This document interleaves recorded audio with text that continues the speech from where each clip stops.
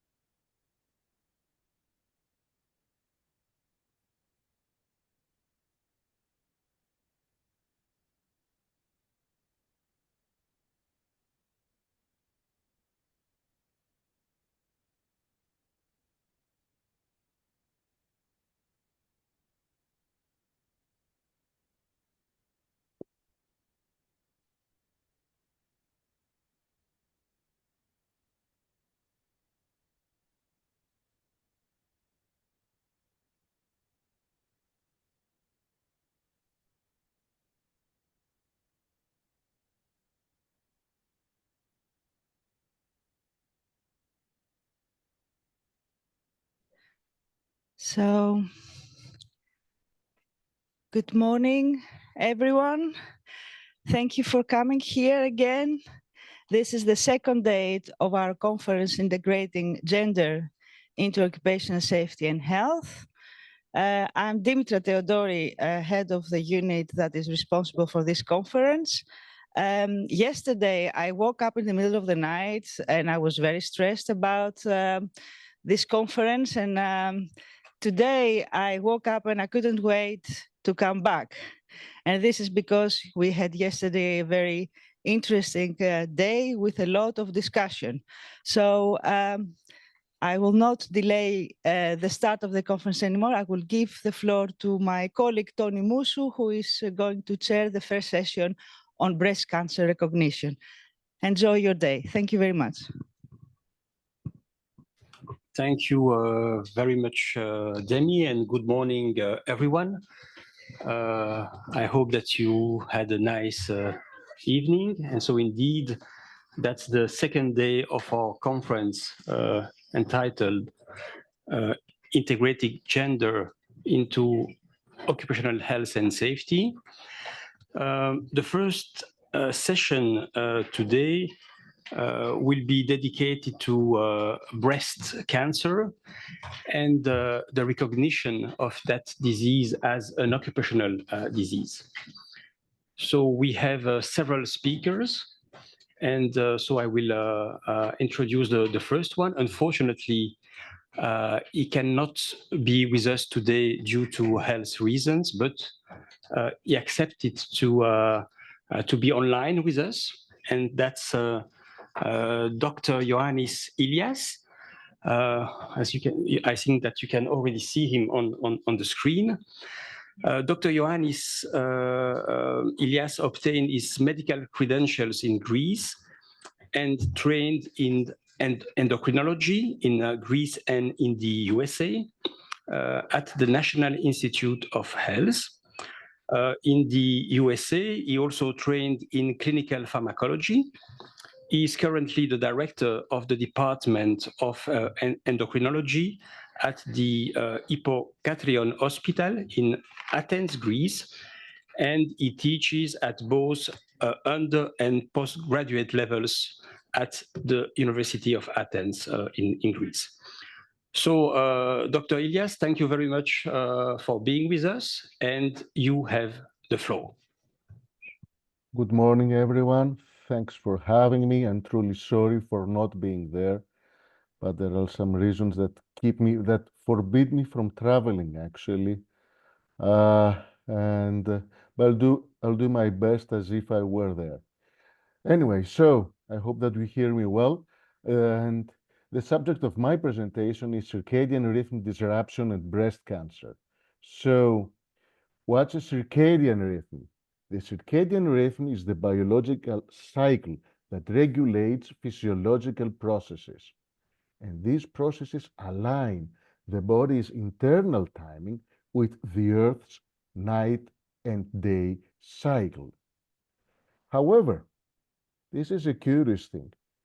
The innate human circadian rhythm is not 24 hours long. It's usually a little bit longer. It's 24 hours and 20 minutes or even 30 minutes. And surprisingly, this is closer to the Martian day. So with this in mind, how do humans cope with an internal timing which is not exactly 24 hours? The body, to do that, it requires external cues to reset, like a shoe horn, to reset the internal clock to the external, to what happens outside. So the cues for that are called Zeitgebers. These are external cues and like light or temperature, and these adjust the human circadian clock. The light is the strongest Zeitgeber for aligning human rhythms. So light exposure regulates the secretion of melatonin. Melatonin is a hormone which is secreted from the pineal gland, a small gland at the back of your head here. And what happens? This is when it's dark. Melatonin is secreted, and melatonin supports the function of sleep and also host defenses against diseases like antioxidant defenses. But what happens to shift work? Shift work entails exposure to artificial light at night, and this alters natural rhythms. This exposure can lead to physiological and psychological health issues. For instance, this exposure, excess exposure to artificial light at night with shift work is associated with diabetes and also with depression. And we know from experiments in mice that mice exposed to irregular light and dark cycles develop breast cancer. What happens in humans? Well, the earliest study that I found looking at the literature is almost 30 years ago and plus. Uh, it's from Norwegian from women radio and telegraph operators in Norway. So what the study found was that compared to women who didn't do shift work, women who had many years of shift work showed almost 4 times as high risk of having breast cancer. However, and this is statistics, despite this high level, this was not statistically significant. Another study which followed, an incredibly large study with nurses, found that nurses who worked over 30 or more years doing night shifts, yes, they had about 40% higher risk of having breast cancer, and this was statistically significant. More and more studies have appeared. Studies in flight attendants, some of them showed that indeed there were statistically higher rates of breast cancer. These are shown in green. The red ones are non-statistically significant. Another study in flight attendants who do night shift. The green ones show that these are statistically significant. The red ones are not. But all these are individual studies. Time has come fairly recently. The corpus of data was so large that scientists could perform meta-analysis. What's a meta-analysis? The combination of results of individual studies with statistical methods. So the first meta-analysis in 2020 did not show a significant increase in breast cancer in women doing shift work. But then further meta-analysis showed that yes, there is a significant, a smaller increase in the order of 10% or roughly 13% in increase in breast cancer risk. Another one showed, however, a non-significant higher risk when the exposure was over 10 years. So results like this for breast cancer, as well as for other types of cancer, prompted the International Agency for Research on Cancer to classify shift work involving circadian disruption as probably carcinogenic. What does this mean? This means that there is sufficient evidence in experimental animals, like the mice, but there is limited evidence in humans.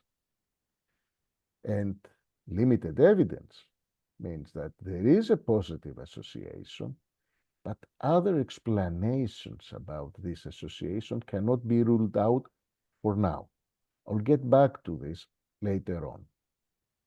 What could the mechanisms be for breast cancer with shift work? We said before about melatonin.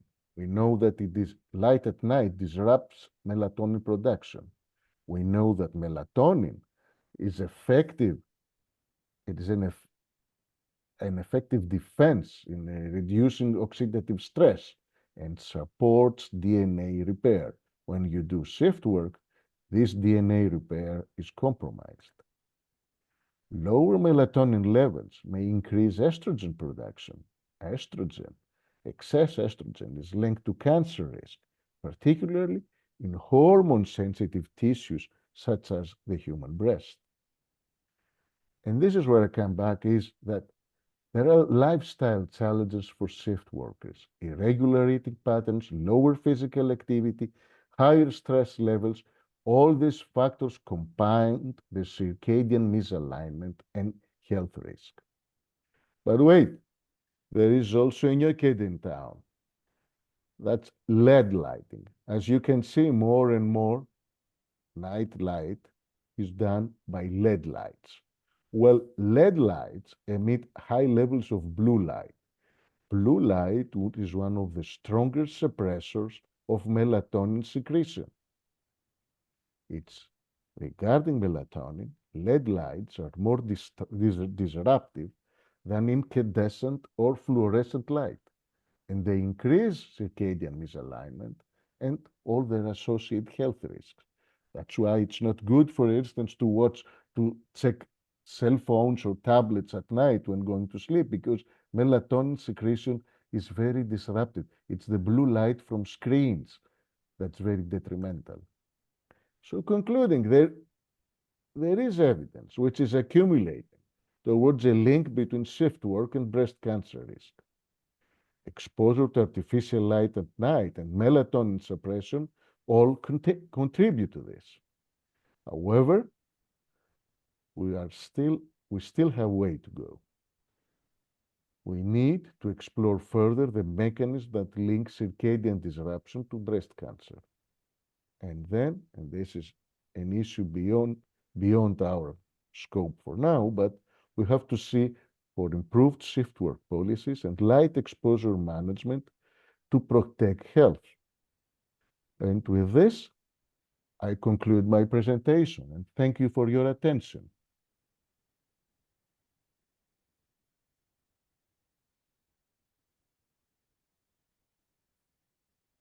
So thank you very much, Dr. Elias, for your clear explanations about the links between night shift and breast cancer. If you have questions to Dr. Elias, please keep them, because we will have a discussion at the end of after the presentations of the different speakers. So that's now my pleasure to introduce Brigitte Clément, and I will switch in French. Brigitte Clément est secrétaire de la section régionale Lorraine et secrétaire nationale adjointe du syndicat national des mineurs de la CFDT, qui fait partie de la Fédération générale des mines et métaux. Le syndicat national des mineurs CFDT tient des permanences maladies professionnelles pratiquement tous les jours à Fréming-Merlebach. Et Brigitte Clément tient également une permanence accident du travail, maladie professionnelle CFDT dans le Grand Est à Metz en Moselle. Et elle va nous raconter l'expérience des syndicats français de la CFDT et leur combat pour la reconnaissance du cancer du sein en maladie professionnelle. Donc voilà. D'accord. Je crois qu'on peut l'applaudir déjà.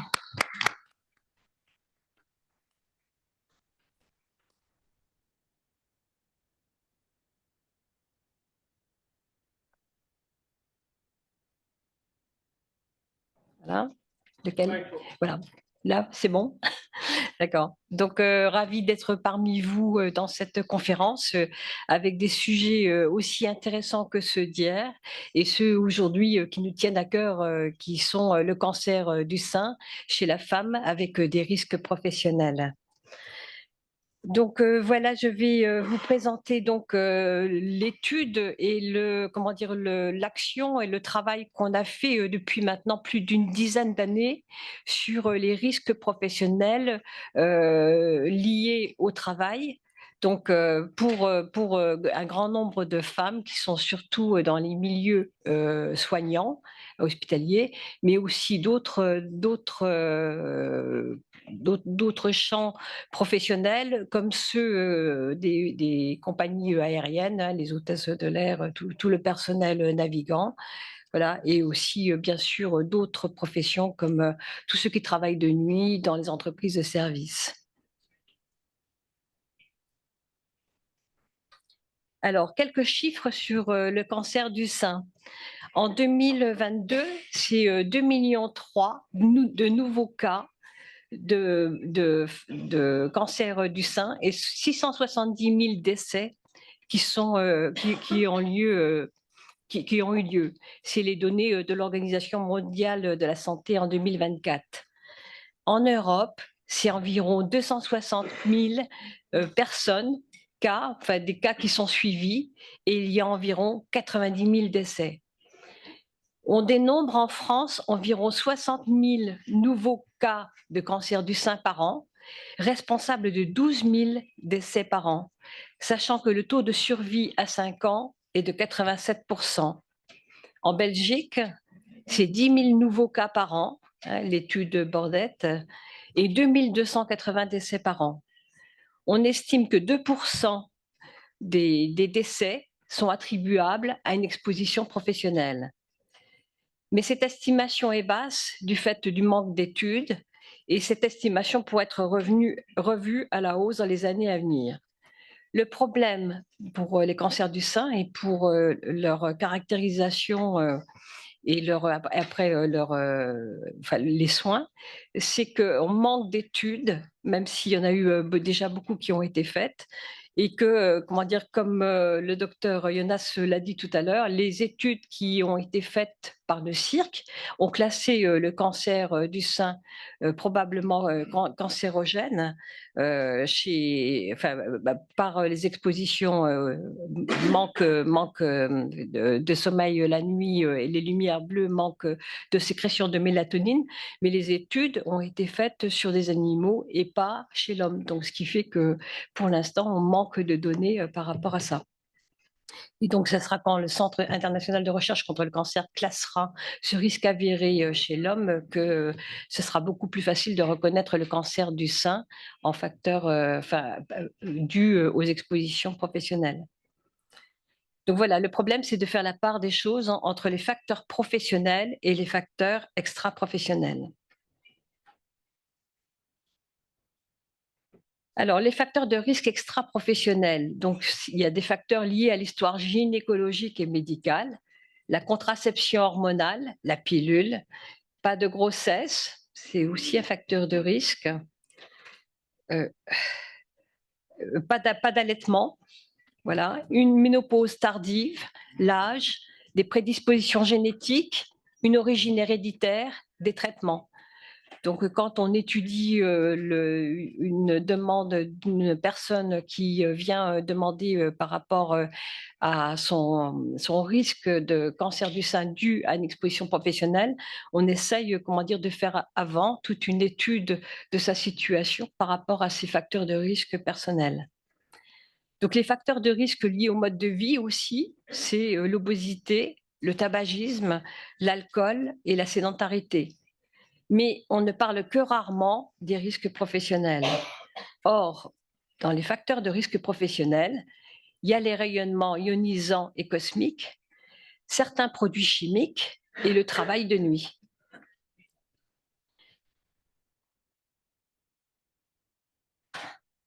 La diapositive suivante.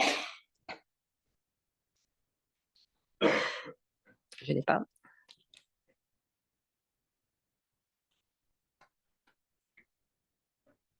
Je ne sais pas là. Ouais, c'est d'accord, voilà. Donc, un facteur de risque avéré est constitué par des rayonnements ionisants, c'est des rayons X, rayons gamma, c'est des rayonnements cosmiques subis lors de voyages en avion. Vont être alors concernés les services de radiologie, donc dans tous les hôpitaux quand on fait des radiographies ou autres, des hôtesses de l'air, parce que là, avec tous les vols et surtout, comment dire, les longs vols qui vont jusqu'aux deux pôles, voilà, et les travailleuses du nucléaire. Alors, on a aussi les produits chimiques. Le risque lié aux produits chimiques fait l'objet de nombreuses hypothèses, notamment l'exposition aux perturbateurs endocriniens, mais actuellement, peu de produits sont retenus cancérigènes pour le cancer du sein.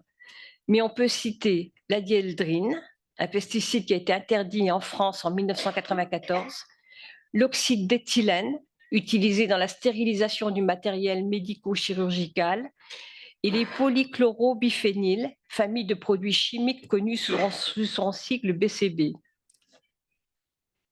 Alors, on a le travail de nuit. Le travail de nuit peut être effectué en horaire fixe ou en poste, en travail posté, en équipe alternative, les 3x8. Le travail de nuit, il faut savoir, concerne 9% des femmes actives, soit plus d'1 million, dont la moitié habituellement. Les secteurs les plus concernés sont les santé, la santé, les hôpitaux, tout ce qui est autour, comment dire, de l'accueil des personnes, de toutes les personnes qui ont besoin de soins, la sécurité ou les transports.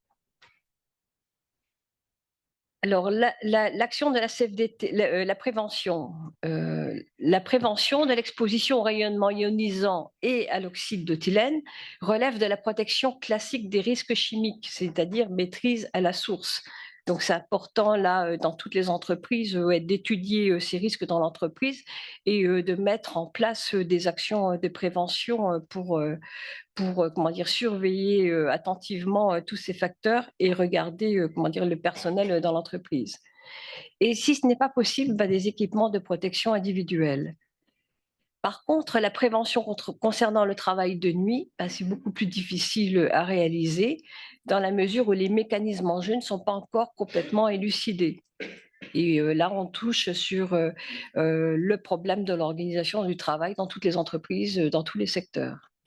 Et aussi avec des enjeux économiques énormes. Donc, ça rend encore plus difficile des actions, comment dire, à mettre en place pour, comment dire, réduire, par exemple, le nombre de nuits dans les entreprises ou dans les secteurs publics. Mais d'emblée, on peut déjà préconiser un certain nombre de mesures, donc à réduire le travail de nuit aux besoins essentiels de la société. On voyait il y a quelques années une entreprise de chewing-gum qui faisait travailler des travailleuses la nuit. Est-ce que c'est vraiment nécessaire? Voilà. Et d'autres exemples comme ça, un petit peu dans le milieu industriel que vous connaissez, parce qu'on fabrique beaucoup d'objets la nuit, mais est-ce que c'est essentiel? Donc il faudrait réduire pour une personne la fréquence et la durée du temps de travail de la nuit et surtout sur le nombre d'années. Alors pour cela, il faut informer et former les travailleurs et leurs représentants. Donc je vous présente l'action de la CFDT. Donc la CFDT, donc non seulement le syndicat des mineurs dont je dépends, mais le syndicat des mineurs, pour faire un raccourci, le syndicat des mineurs a beaucoup travaillé sur la reconnaissance de maladies professionnelles, bien sûr auprès des mineurs, et donc il travaillait aussi avec des produits toxiques, mais avec beaucoup de facteurs de risque, beaucoup de poussière, etc. Donc c'est pour ça que le syndicat des mineurs a acquis une connaissance et une expérience là dans le domaine des maladies professionnelles. Alors, donc l'action de la CFDT en général maintenant, parce que comment dire, au-delà du syndicat des mineurs, il y a eu formation des équipes CFDT santé sociaux et puis dans d'autres entreprises aussi. Donc il y a eu une mise en place d'un groupe de travail pour porter le débat sur les liens entre le travail et le cancer du sein. Donc, j'ai cité la Fédération santé sociaux, mais il y a aussi la Fédération des transports, puisqu'on parlait aussi transport aérien, la Fédération de la métallurgie et des mines, puisque là, il y a des entreprises qui travaillent beaucoup la nuit, la fabrication, les unions des retraités aussi, syndicats des santé sociaux, parce qu'on verra avec Bernadette que même, comment dire, pour les retraités, la maladie professionnelle peut se déclarer bien des années après avoir été exposée au risque. Et en fait, en général, maintenant, au niveau de la confédération CFDT, c'est pratiquement, comment dire, tout un ensemble de syndicats de diverses origines qui se sont mis ensemble pour travailler sur ce domaine. Donc en 2017, on a construit une grande enquête avec un questionnaire et un dépliant. Je crois que Josiane a mis des questionnaires et des dépliants à l'entrée, vous pourrez regarder. Et il y a eu une mobilisation des équipes pour sensibiliser, poser les problèmes et interpeller les actions de la prévention. Et il y a aussi un troisième axe, c'est se battre pour le maintien en emploi et la reconnaissance en maladie professionnelle. Donc se battre pour l'emploi, parce que vous savez que quand on a un cancer, souvent la personne qui est malade va rester longtemps, comment dire, en arrêt de travail. Et souvent, elle disparaît des radars de l'entreprise, elle disparaît aussi des radars des représentants du personnel. Et ce qui fait que c'est que lorsque les représentants du personnel, lors d'un comité d'établissement, sont saisis, qu'ils s'aperçoivent avec stupéfaction qu'on va licencier leurs collègues parce que en fait, ils ne peuvent plus retravailler. Donc c'est sur tous ces facteurs-là, tous ces axes-là qu'il y a un travail qui a été réalisé, mais qui est réalisé, mais dont le principal axe, c'est vraiment la sensibilisation et la connaissance dans ce domaine.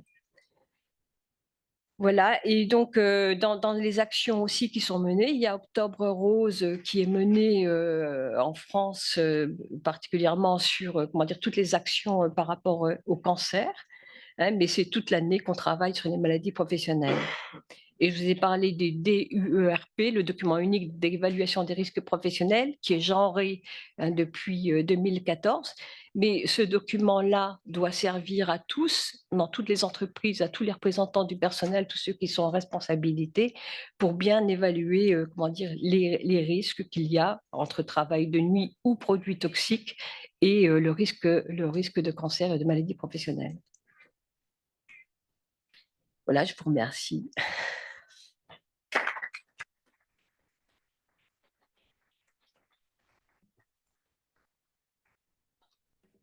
Merci beaucoup, Brigitte, pour votre présentation. Nous avons invité également des infirmières pour témoigner. Et on pense que c'est vraiment très important de pouvoir donner la parole aux victimes. C'est quelque chose qu'on fait malheureusement trop peu. Et donc, on a la chance d'avoir avec nous deux infirmières qui vont un peu nous raconter leur histoire, leur expérience. Alors, on a d'abord Josiane Clavelin, bienvenue, qui est aide-soignante à l'hôpital du régime des mines de Fréming et Merlebach. Elle est aujourd'hui retraitée. Elle est militante syndicale CFDT et représentante du personnel. Elle a été une des lanceuses d'alerte auprès du syndicat des mineurs auquel elle est adhérente sur le nombre de cancers du sein dans son hôpital. Et c'est grâce à elle que le syndicat des mineurs a entrepris, il y a plus d'une douzaine d'années, ses recherches sur les facteurs professionnels de risque de cancer du sein. Et elle est accompagnée de Bernadette Wilmuth, bienvenue également, aide-soignante dans le même hôpital à Fréming-Merlebach en Moselle. C'est donc une collègue de Josiane Clavelin. Elle est retraitée. Elle a été victime d'un cancer du sein suite à l'exposition au travail de nuit. Elle a fait plus de 2400 nuits dans sa carrière. Elle a, avec l'aide du syndicat CFDT, elle a établi une demande de reconnaissance de maladie professionnelle auprès de la caisse primaire d'assurance maladie de Moselle en 2003 et qui a fait l'objet d'un accord. Donc ça, c'est une bonne nouvelle et d'une prise en charge tout récemment, cette année. En octobre. Et donc, voilà. Josiane, Bernadette, la parole est à vous et on vous applaudit déjà bien fort et on vous remercie d'être là aujourd'hui.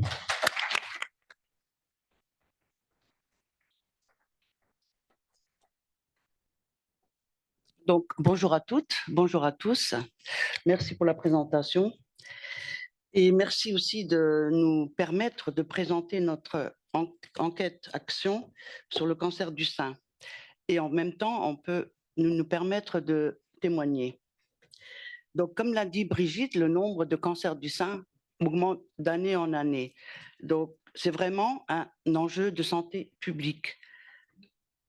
Donc, notre combat syndical, c'est de sensibiliser toutes les femmes travaillant de nuit qu'il y a un risque entre le travail de nuit et le cancer du sein, et que le cancer du sein soit reconnu en maladie professionnelle, et d'obtenir un tableau qui est inscrit donc dans le livre de l'INRS, c'est l'Institut national de recherche et de sécurité, parce que comme il faut savoir, c'est que le cancer du sein, c'est un cancer qui est hors tableau.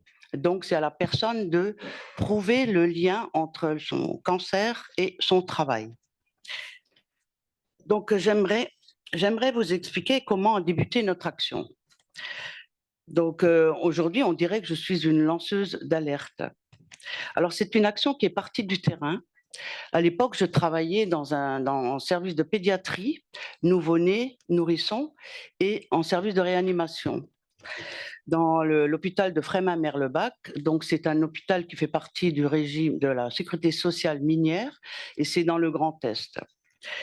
Donc, j'ai une dizaine de mes collègues qui ont eu un cancer du sein dans les années 2000.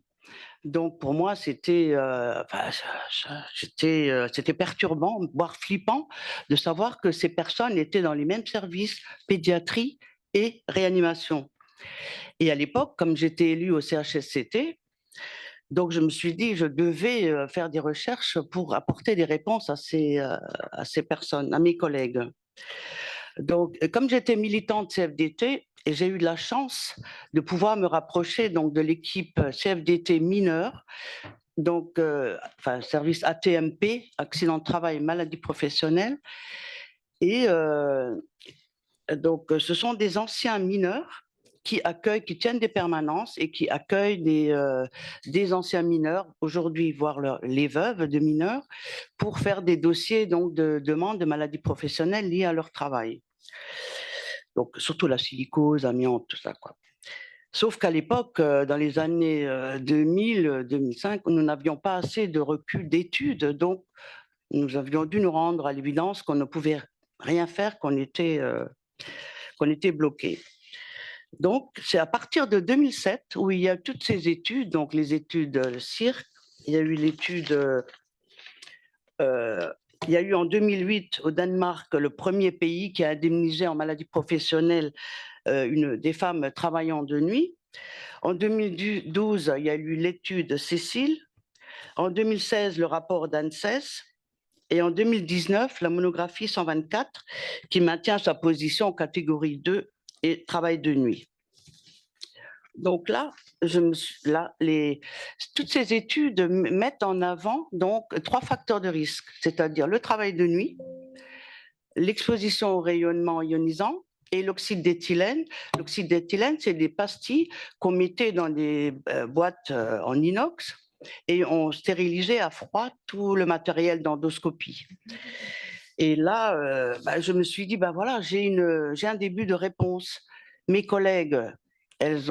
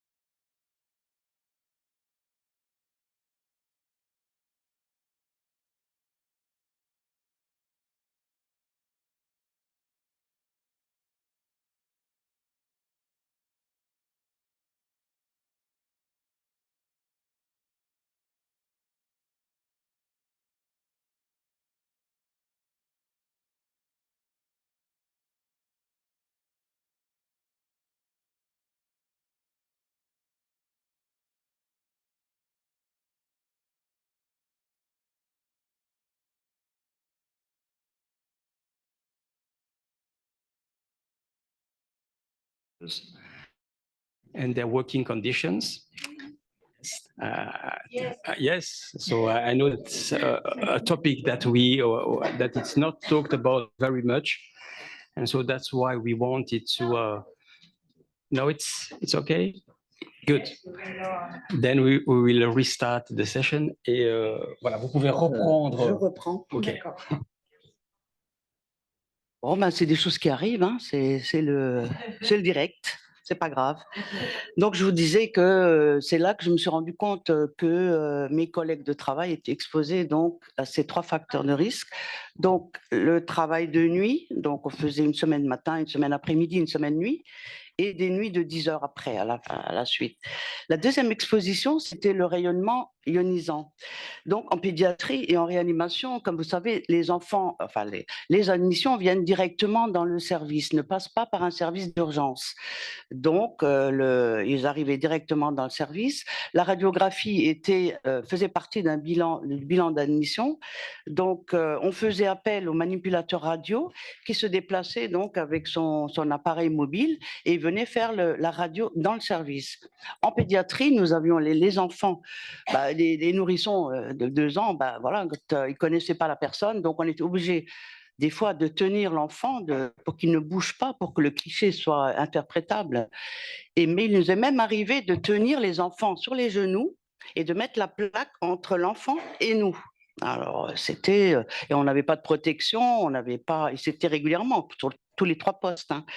Et en réanimation, c'était pareil, parce qu'on avait, c'est des patients instables, donc on nous était obligés d'enlever les électrodes en vitesse, et puis d'aider le manipulateur à mettre la plaque, et on sortait en vitesse. Des fois, il déclenchait avant qu'on soit sorti, on se mettait derrière une porte en bois, et on revenait automatiquement. Donc là, c'était toujours pareil, hein, pas de protection, pas de tablier de plomb, pas de cache thyroïde. On était vraiment exposé à ce facteur. Et donc là, on s'est dit, voilà, il faut y aller. On a de quoi maintenant, on a des cas. Il faut lancer notre action. Donc, c'est en 2018, donc nous avons activé notre réseau. Nous avons pris contact avec des professionnels de santé, avec une épidémiologiste, avec un ingénieur en radioprotection, avec des représentants donc, de santé sociaux, 57, 54, 67, 68. On a pris contact avec les hôpitaux publics, et avec les hôtesses de l'air, bien sûr, qui sont aussi exposées au rayonnement cosmique. Et nous avons créé un comité de pilotage. Et donc là, ce comité de pilotage, nous avons travaillé sur un flyer. Donc, je vous ai mis à l'entrée. Donc voilà, et qui reprend tous enfin, que le cancer du sein est peut-être d'origine professionnelle, donc il est bien expliqué. Et nous avons fait en même temps une enquête action qui reprend les facteurs professionnels et les facteurs extra-professionnels. Et ça, nous avons commencé à les distribuer donc en Moselle et en Alsace.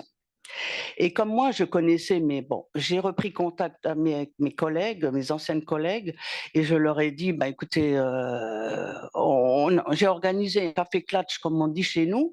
C'est une réunion avec café gâteau, et j'ai fait venir mes collègues. On leur a expliqué avec le docteur Lucien Privé, qui est notre référent, et nous leur avons expliqué notre action. Donc, elles étaient toutes d'accord. On a rempli avec elles le questionnaire. Et c'est comme ça que vraiment a démarré notre action. En 2019, nous avons commencé à faire des permanences au syndicat des mineurs, au CFDT. Malheureusement, le Covid nous a freinés donc 2019-2020, et notre premier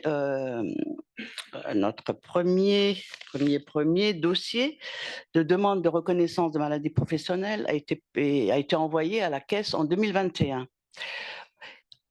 Hurrah, comme je dis, une première reconnaissance du cancer du sein dans l'hôpital public d'une infirmière en 2023. Donc pour nous, c'était vraiment victoire, tout à fait.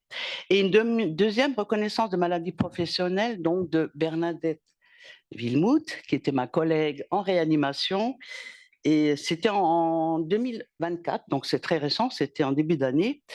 Et donc, je vais lui passer la parole.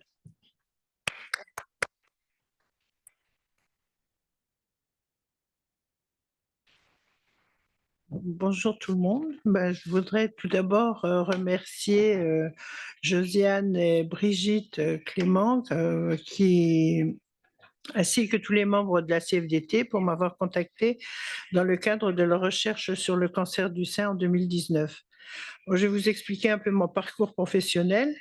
En 1970, j'ai été embauchée à l'hôpital de Frémin en réanimation en tant qu'agent hospitalier. En décembre 1974, j'ai fait l'école d'aide-soignante où la majorité de mes stages ont été effectués en réanimation. En 1975, le dernier de mes stages a été effectué au bloc opératoire. Pendant les interventions, il y avait régulièrement des radios qu'on faisait sur la table pour visualiser lors des interventions sur la vésicule biliaire, pour visualiser le canal cholédoque pour voir s'il n'y avait pas des calculs qui étaient bloqués à l'intérieur. Pour les réductions de fractures aussi, on faisait des radios de contrôle, toujours au bloc, et les 3/4 du temps, on ne sortait pas de la salle, on était obligé de rester. Il y avait aussi un service de polyclinique, et la polyclinique fermait à 17 h. Et le bloc opératoire prenait le relais pour les accidents de la voie publique. À l'époque, il y avait encore les mines, donc il y avait souvent des mineurs qui étaient blessés. Donc, ils venaient chez nous, on faisait des radios. Il y en avait des fois qui étaient agités, donc il fallait les contenir aussi. Les enfants qui avaient des accidents aussi, donc comme disait Josiane, il fallait aussi qu'on les maintienne quand ils étaient agités. Et pareil, on n'avait pas de tablier de plomb à l'époque. Nous manipulions aussi beaucoup l'oxyde d'éthylène, comme elle a dit, pour les stérilisations à froid, du formol pour conserver, ça c'était au bloc opératoire, on conservait les pièces qui étaient des ablations de certaines pièces avant de les envoyer à la NAPAD pour pouvoir les conserver. En 1978, je suis retournée en réanimation et là, comme disait Josiane, les manipulateurs radio venaient quotidiennement faire des clichés au lit du patient. C'était 4 ou 5 radios par jour, des fois plus. Et il nous était souvent impossible de quitter la chambre parce qu'on était occupé auprès d'un autre patient pour une toilette ou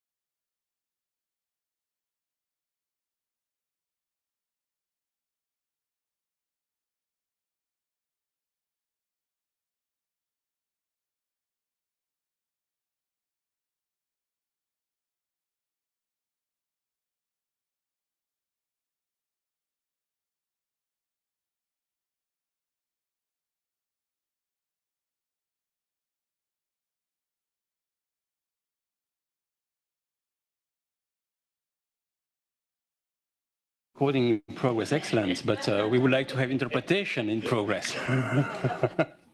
So it's back again. So voilà, on peut reprendre. Je ne sais plus où j'en étais. Oui, on faisait donc les pansements chez les patients.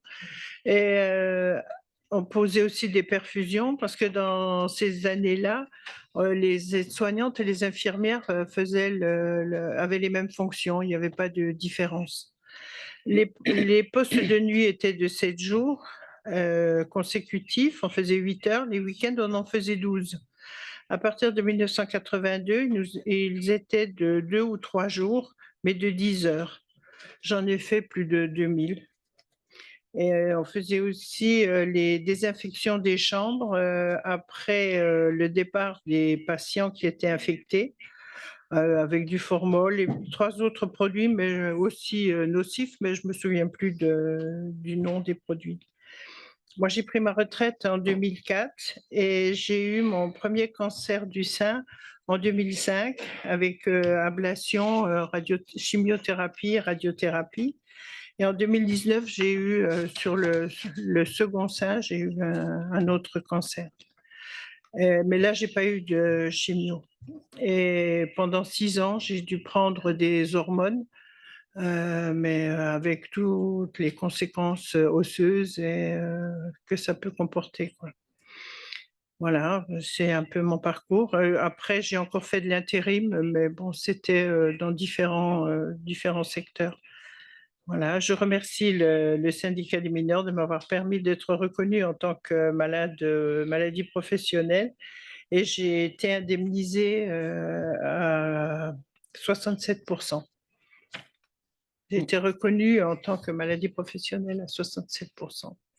Donc j'ai une indemnité depuis le mois d'octobre. Voilà.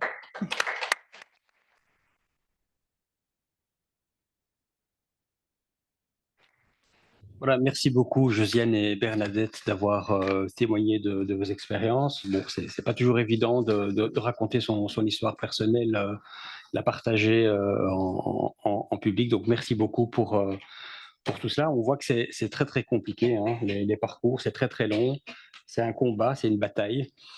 Mais bon, voilà, on espère que en discutant de plus en plus de ces questions en public et dans les médias, parce que je sais que vous allez être interviewé bientôt à la télévision française, on pourra faire avancer ces questions.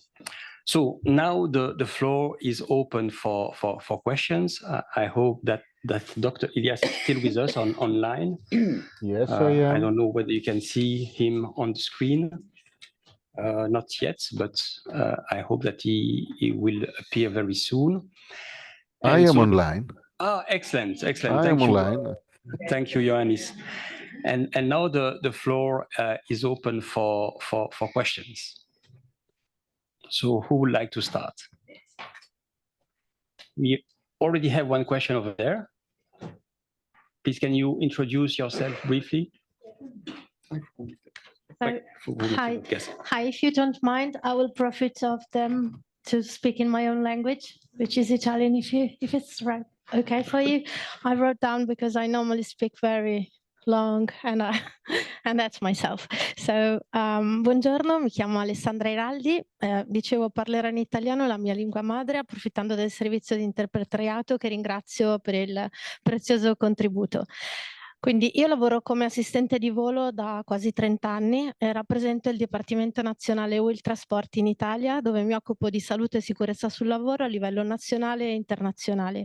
Sono anche membro del consiglio direttivo della Global Cabin Air Quality Executive, che è un'organizzazione internazionale impegnata a migliorare la qualità dell'aria in cabina e a prevenire l'esposizione a contaminanti presenti nei sistemi di ventilazione degli aerei.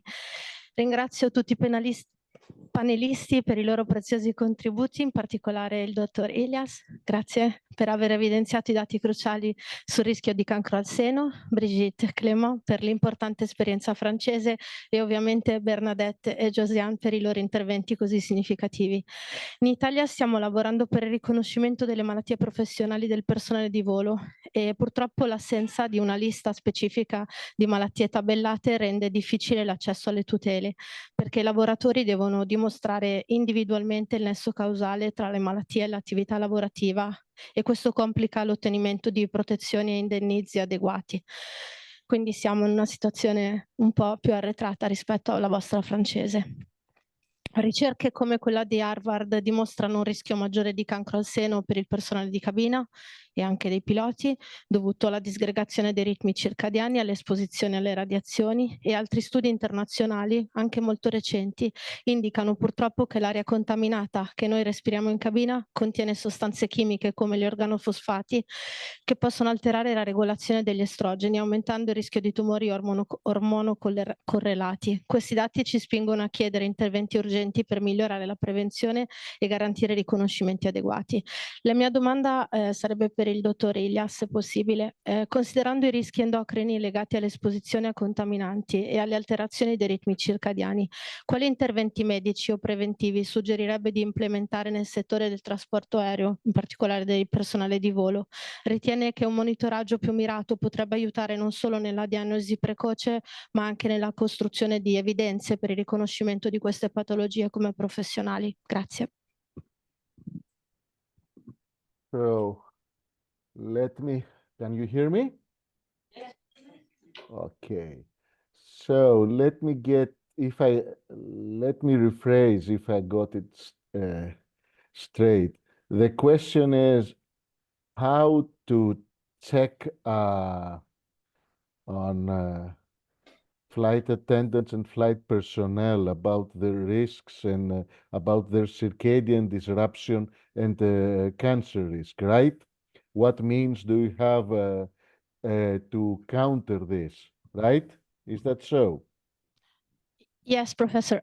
What I would like to know is if the employer can suggest or implement a new kind of medical visits to prevent that this risk becomes an illness afterward, because we don't have any specific Yes. There is no research at any company level, so employees are just there with normal screens, which are not actually finding out in advance what will happen next. And we fall down with many illnesses that we already can predict, but no employers take care of it. So you're just alone by yourself. That's the problem with such professional risks. As there are no good studies, actually, it's very hard to establish a cause and effect. As long as this is termed by the IARC as a class 2A, it's still quite vague. More studies are needed. They needed to be done urgently and in a more systematic way. For the time being, we can't do otherwise, and this is up to professional societies or personal choices to be assessed as frequently or even more frequently than the average person regarding, for instance, breast cancer. This is the best that we can do for now. More studies and more checkups. That's all. We can't change shift work. Shift work is gonna be here. It's gonna rest here. Flight attendant and flight personnel is going to be needed. Nurses, doctors need to work nights. Security personnel needs to work at night. So this is not gonna happen. Maybe exposure to such kind of work may be more limited. For instance, for less days per month. There is, which means you get less amount of exposure to light at night, less amount of circadian disruption.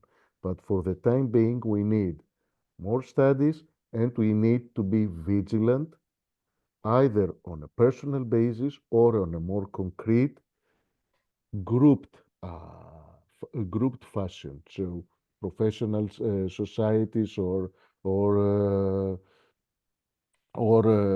work groups or I don't know, employees unions may suggest and may nudge their members to be checked more often.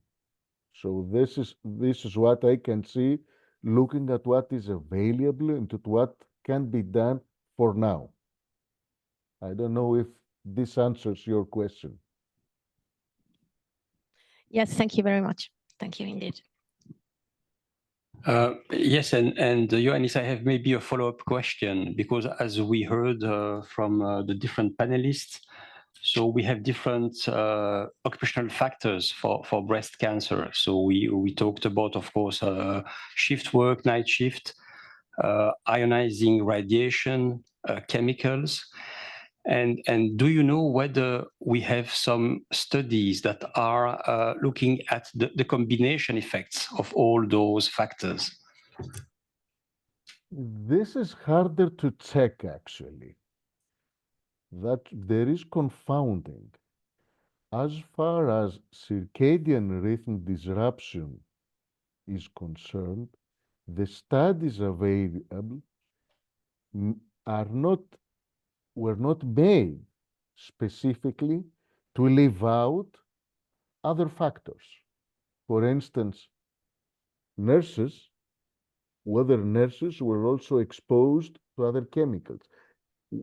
It's either you measure the circadian rhythm disruption or exposure to chemicals or to ionizing radiation, etc. So basically, it's a problem of confounding.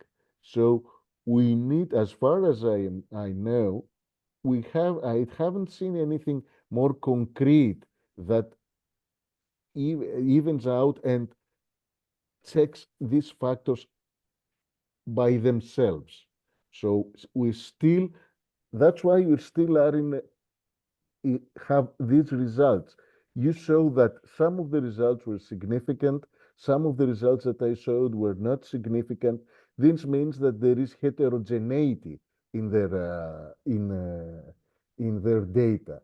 So new studies have to be done with the aim of separating the wheat from the chaff, to see which is which factor affects and which factor does not.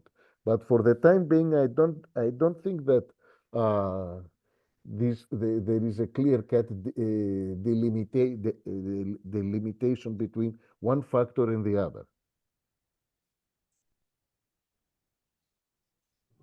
Okay, thank you very much. I Okay. see that we have several questions in the audience. So maybe a first one. Oh, so Karen,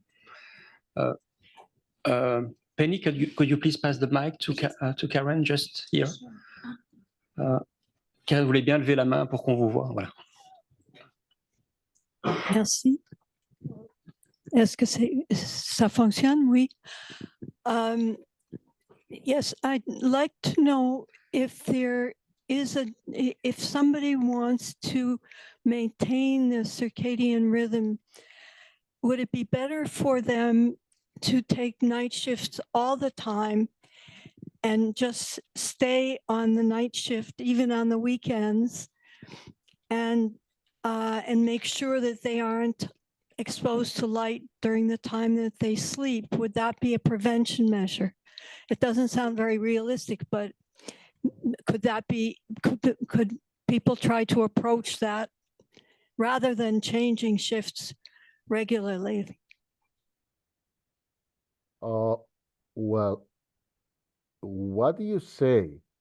First of all, there is no substitute to natural light. So people need to be exposed to natural light and be exposed to artificial light less. Regarding this choice that you say, that people who to work completely during night shift, no, it's not the same thing. Exposure to artificial light messes up the circadian rhythms, and it's not good. But I can give you two examples, however, where people who changed zone, and I haven't seen actually. I know about professionals who may not also work night shifts, but also travel through time zones. Flight personnel and the personnel of the US Navy. Wherever they go, they don't shift zones. So they work at the 24 hours, but keeping the day as if they were at their home base. They may act as if it's night while it's day outside. The same applies, for instance, that's what applies. Flight personnel, pilots, flight attendants do not shift phases. And the same applies to the personnel of the US Navy, which keep where its ships, aircraft carriers, destroyers, whatever, the personnel keeps the time of their base, either in Norfolk, Virginia, what is Norfolk, Virginia, or San Diego. So they work, they may be in the somewhere in the Persian Gulf, and they work keeping time, US time, Eastern Standard Time. This is very curious. I, I know that they do it, but I haven't seen any studies about the physiological effects of living like that. It may be, but personally, I don't think that working always at night is a way of coping with this, because artificial light messes up physiology. So my choice would be to not to eliminate, but be exposed to shift work less. Maybe there can be a compromise can be found, and people may work less, for instance, 1 day out of 5 or 1 day out of 7. I don't know. This is something that has to be researched to see how much the disruption how much disruption is acceptable. I don't know. Does this answer your question? Yes, apparently, yes. Thank you very much. I see that we have other questions. Yes, please. Oui, bonjour. Je peux parler en français? Oui, si ça c'est pour moi, oui, vous pouvez parler en français, pas de problème. Oui, c'était pour vous. Moi, j'ai une petite question. Ne prenez pas mal cette question, hein, mais c'est vrai qu'il y a encore beaucoup de recherches à faire. Vous dites qu'il n'y a pas assez de recherches, il faut continuer les recherches. Ce qui arrive et qui déclenche les cancers du sein, ces chiffres, ces travails de nuit, la lumière artificielle, enfin tout ce que vous avez tous bien expliqué, peut aussi affecter les hommes, j'imagine. Dans le cancer de la prostate, etc. On a vu hier, avec ces belles présentations qu'on a eues hier, que souvent il y a une différence. Hein, les outils sont construits plus pour les hommes, on avance plus quand les hommes sont impactés plus que les femmes. Est-ce que ça ne peut pas faire avancer les études quand on prouve aussi que tous ces shifts, ces lumières artificielles, etc., impactent aussi l'homme dans autre chose, la prostate ou je ne sais pas quoi? Est-ce que ça ne peut pas, en combinant les recherches, faire avancer plus les choses pour les deux parties? Et bien entendu, pour le parti des femmes.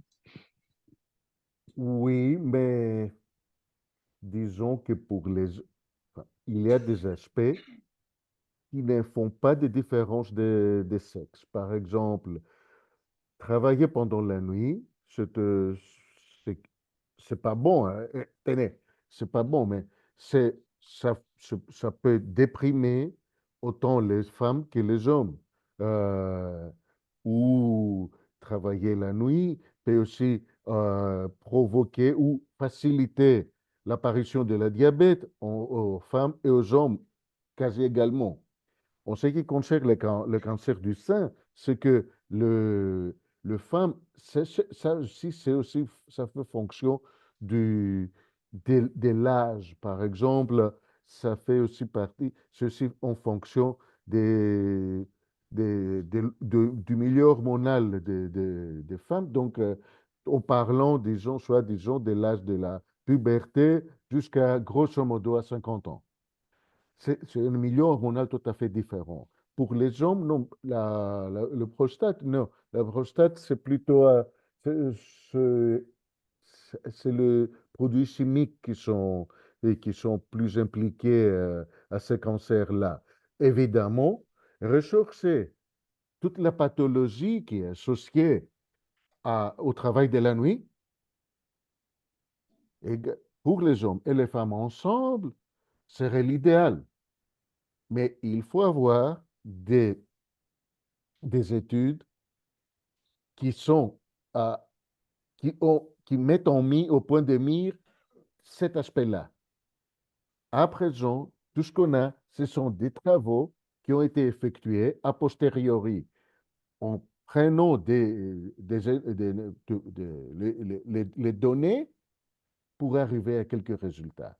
Mais il faut créer des études, des études à grande échelle pour mesurer ces choses-là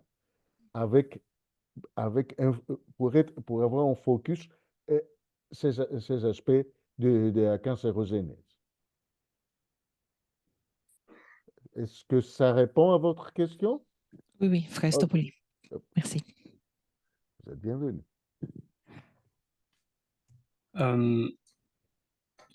Carmen.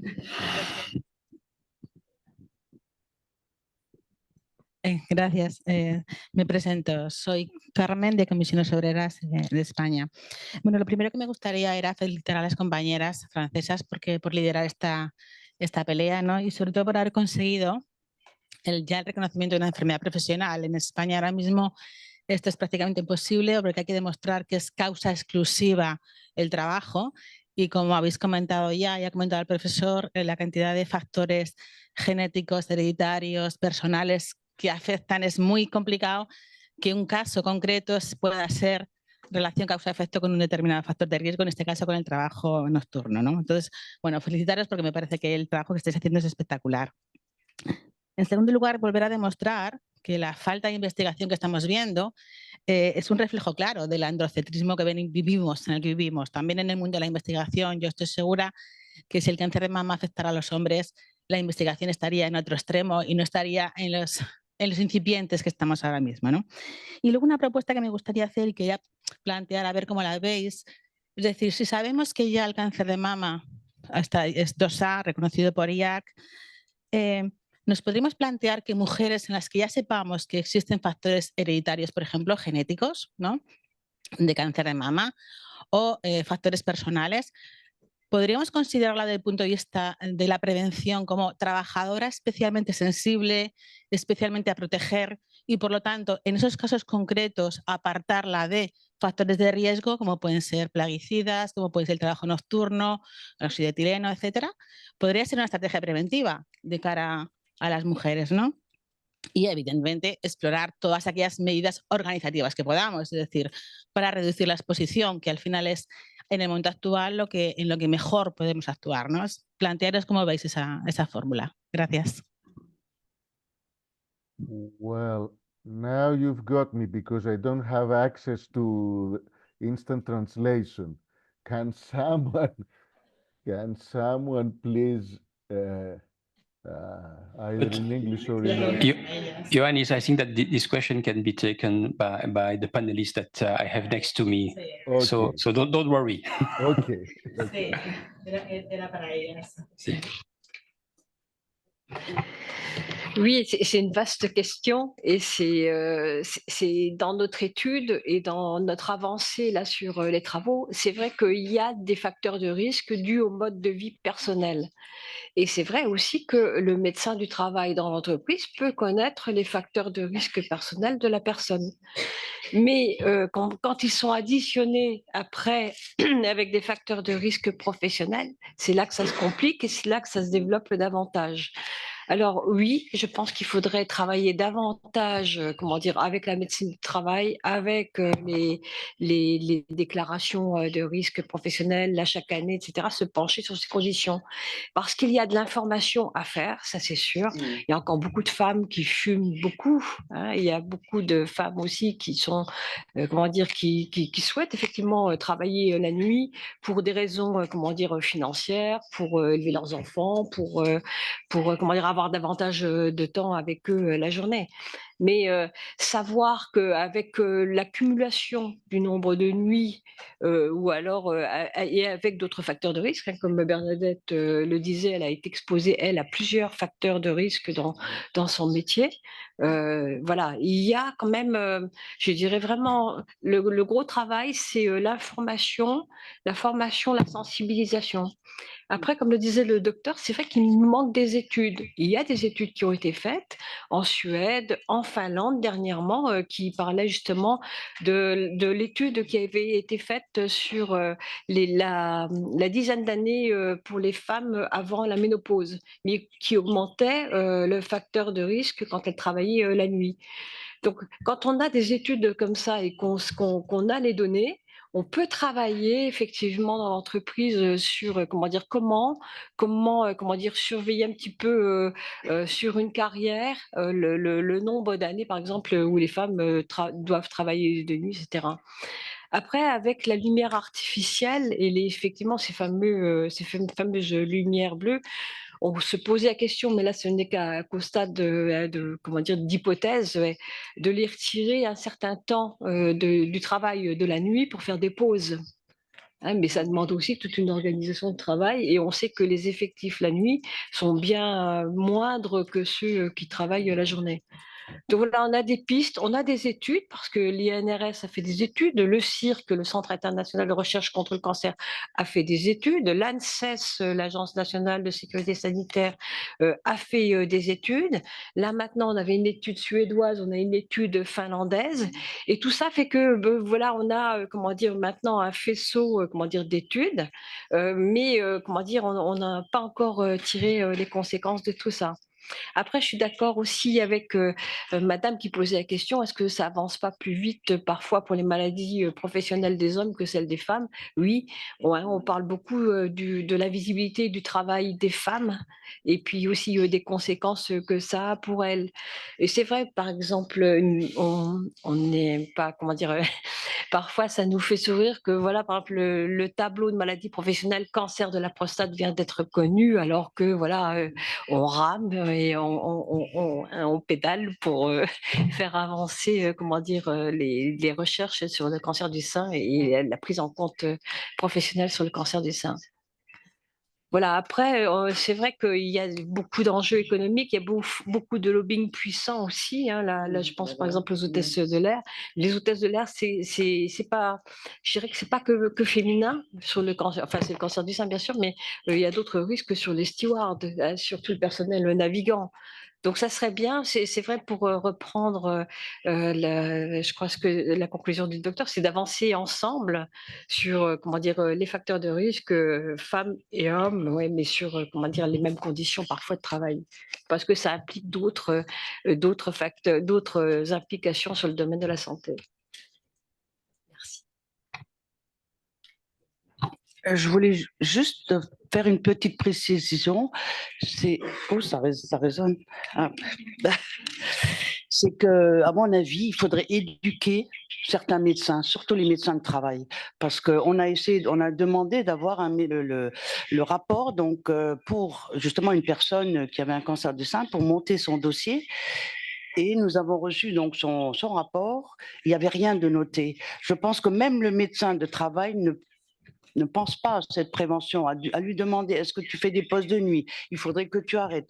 Déjà là, on n'a pas toujours les médecins de notre côté, donc c'est vraiment un combat aussi à ce niveau-là. On a eu des médecins, quand ils sont devant l'expert, on leur donne toute la documentation qu'on a, parce qu'ils sont très souvent même pas au courant. Ils font, voilà, ils sont pas, voilà. Donc déjà à ce niveau-là, il faudrait déjà les médecins, qui s'intéressent un peu plus au cancer du sein. Et pour en revenir donc à ce que vous aviez dit là par rapport à les tests, donc nous dans le questionnaire, il y a justement quand c'est des facteurs extra-professionnels, nous on demande déjà de la personne de faire le test si sa maman ou une sœur a le cancer du sein. Donc déjà d'emblée, on sait très bien qu'on ne pourra pas, qu'on n'aura pas de gain de cause. Il faut qu'on parte vraiment avec des dossiers où il n'y a pas trop de facteurs extra-professionnels. Parce que sinon, tout de suite, ils vont dire, bah oui, elle a fumé, elle a bu, elle fait pas de sport et tout ça. Donc là, on est limité dans tout ça, quoi. C'est pareil.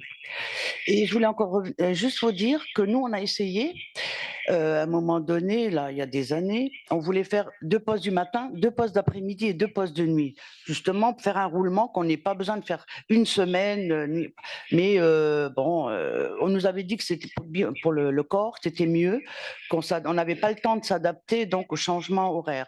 Mais bon, la direction, l'employeur a refusé, quoi. C'était trop compliqué pour eux, pour les jours de repos et tout ça. Donc nous, ben voilà, on a subi, on n'a rien pu faire, quoi. Et même les élus du CHSCT, on a mis la pression, mais bon voilà, c'était pas possible. Voilà, merci. Malheureusement, on va devoir arrêter ici la session parce qu'on est très en retard à cause des petits problèmes techniques qu'on a eus. Mais je voudrais quand même qu'on applaudisse tous les panélistes pour leur intervention.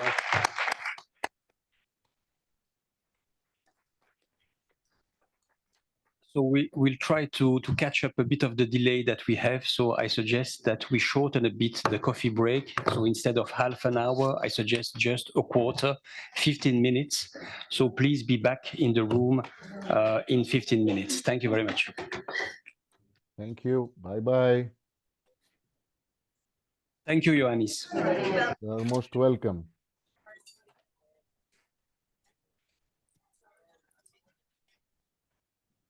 Hi.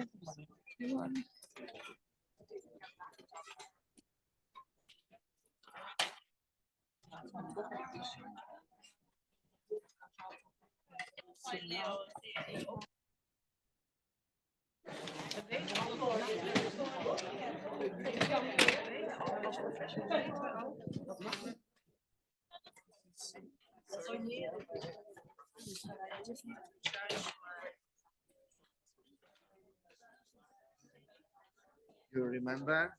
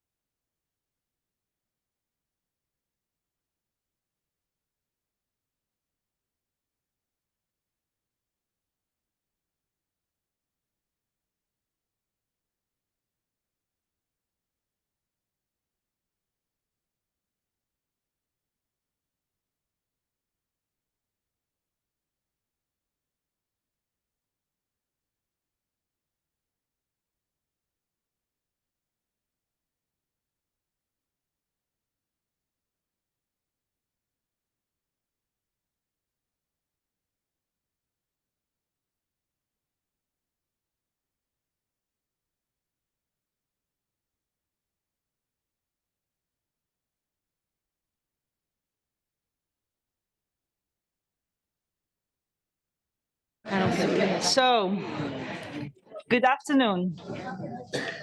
While we are, good afternoon or good morning. I wish it was afternoon already. Thank you very much. While you are going to find your seat, I'm gonna start with the second session of the day, which will engage with the topic of occupational health and safety in the sex industry. I will do something. Yes. Before we start, a few words why we decided to include this topic in a conference on gender and occupation safety and health. Well, that's because sex workers, although not all women, are still highly feminized and often work under precarious conditions and are exposed to considerable health risks and safety risks. And it's an area where addressing this risk is very challenging. For various reasons we will discuss later on. But it's also a sector where we have seen a remarkable work-led activism and organization to improve health and safety. So, of course, we are very much aware that there are different ways and different perspectives across Europe regarding the status of sex workers, particularly concerning their formal recognition as workers. But this is not what the panel is about. While all these discussions may be important on their own merits, they are out of the scope of our discussion here. So I would like to kindly but firmly ask you to all of you to focus on the two key points of this session. First is how different legal and employment statuses impact the safety and health of sex workers. And then second, how self-organization within this community can improve working conditions and promote safety. I'm doing that together with my very good colleague, Kalina Arabadzeva.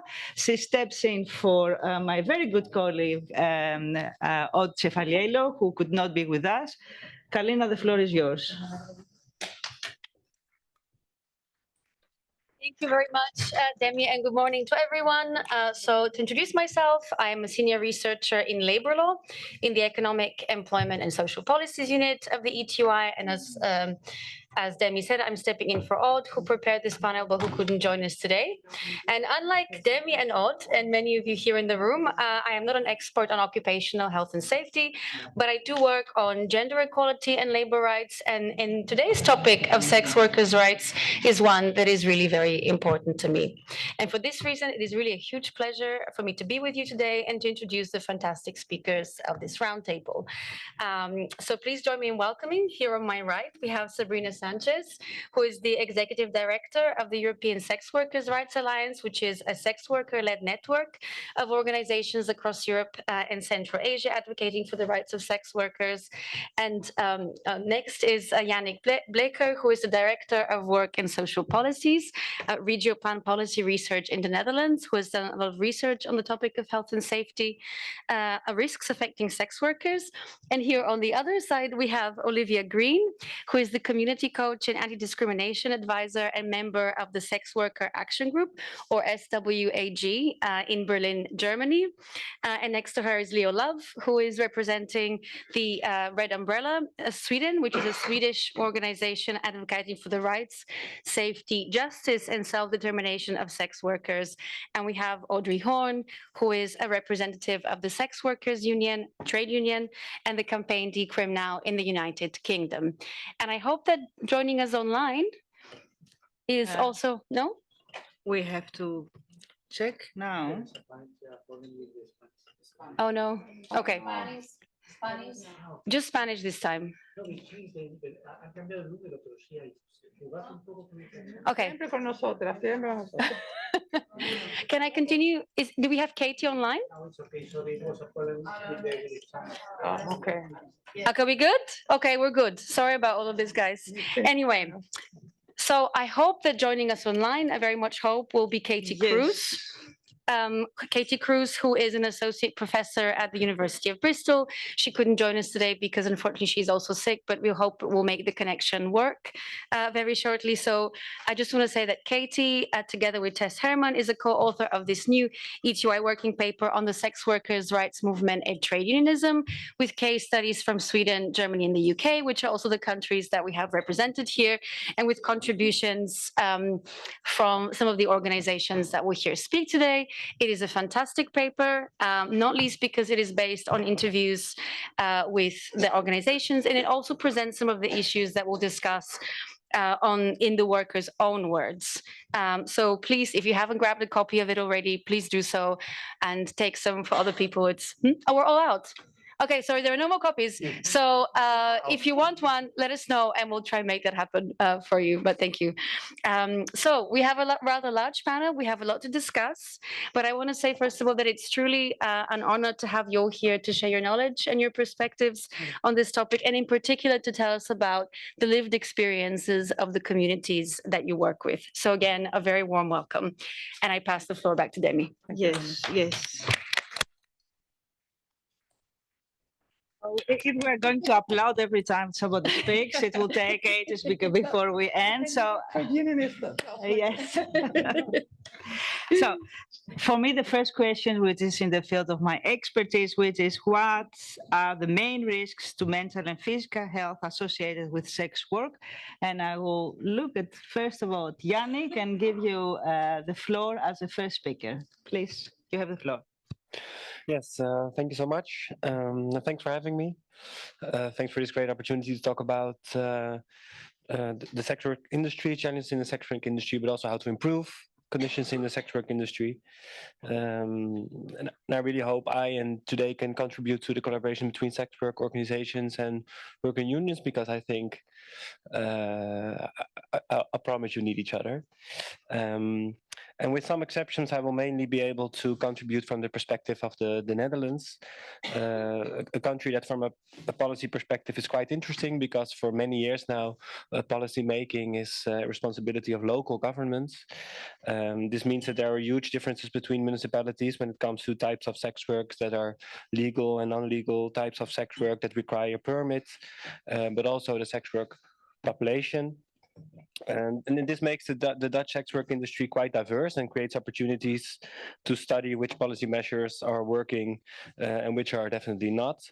And it also means that fundamental policy innovation, if there's any, comes from local governments more than from the national government. The national government does try to improve access to bank accounts, for instance, tries to improve the institutional embeddedness. But when it comes to fundamental policy changes, the local governments are actually quite active right now, which is very interesting. But on the level of politics, the policy making is quite inert. So that was just to give you some relevant context, because when we talk about risk factors and risks, this context is really important. So first of all, let me say that there are some health-related issues in the sex work industry. We, for instance, in studies, do see some higher levels of mental health challenges in the sex work industry as compared to other branches of work. And in a study in the Netherlands a couple of years ago, we saw that sex workers across all types of sex work reported more substance and alcohol use compared to people in other branches. And we also see some higher levels of depressive feelings among sex workers. And it's very important to add that apart from some very sex work specific issues, I would not be able to say whether these challenges are the result of selection effects, or that it's, there's a causal relationship between these challenges and the work or the work condition itself. But what might be more important today is the risk factors in the work environment for sex workers. And these factors may vary across countries as policies and policy measures influence these factors a lot. I just want to point out mainly three types of factors: work-related factors, factors related to the work environment, and factors in the broader structural context. Because when it comes to the work-related factors, an obvious risk is the risk of sexual transmitted diseases, but we also know, and it might be a smaller example, that brothel owners sometimes impose pressure on sex workers to drink alcohol, to maybe enlarge the chance of customers of selling drinks to customers of brothels. Secondly, the work conditions, and I think this is very important for today, involve a lack of hygiene in the workplace, violence imposed by clients, and in a broad quantitative study, hygiene and safety are the #1 factors sex workers find important in their work environment. And what was really shocking to me was that 90% of the sex workers in the Netherlands reported violence in the last year, and 60% of them experience physical violence by clients, for instance, or by customers. And thirdly, a really important factor is the broader structural context. In the Netherlands, but in many European countries, the institutional embeddedness of sex workers is very, very poor.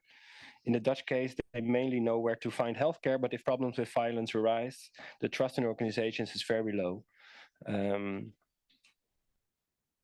With good reason, I'd like to add.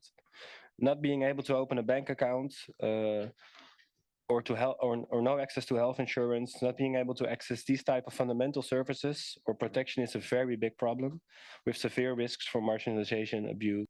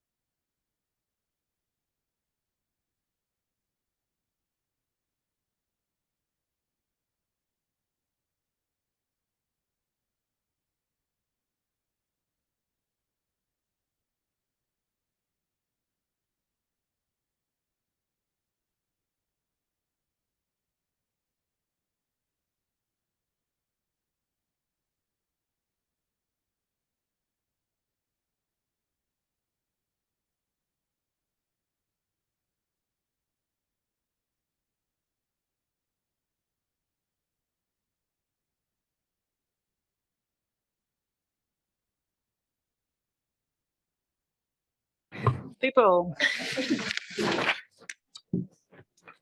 it's menstruation time, so please get seated. So this is the one session after the lunch, which is about menstruation and menopause at work. When we started thinking about how to set up this conference, it was very clear for me as a sufferer, menstruation sufferer for most of my reproductive life, that I would put this subject on the agenda. Well, life or nature has been kinder to me with menopause, so, well, not everything is a disaster. So I got compensated a little bit. But yes, let's talk about an issue that we actually not very much talk about in the workplace. And this is very strange because half of the people of our working population are women, and all of them, almost all of them, menstruate, and all of them go through menopause. And when we started doing our research, we also found out that there is actually very little to find about menstruation and menopause in relation to work.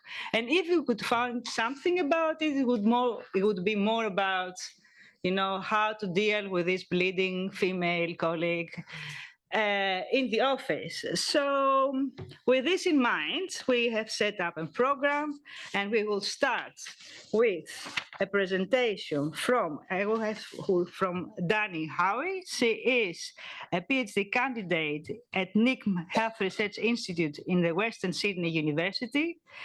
And her research work is focused on the endo at work, co-designing and evaluating inclusive workplace policies to support symptoms management, productivity, and career success for people with endometriosis and chronic pelvic pain. Thank you. Please have the floor.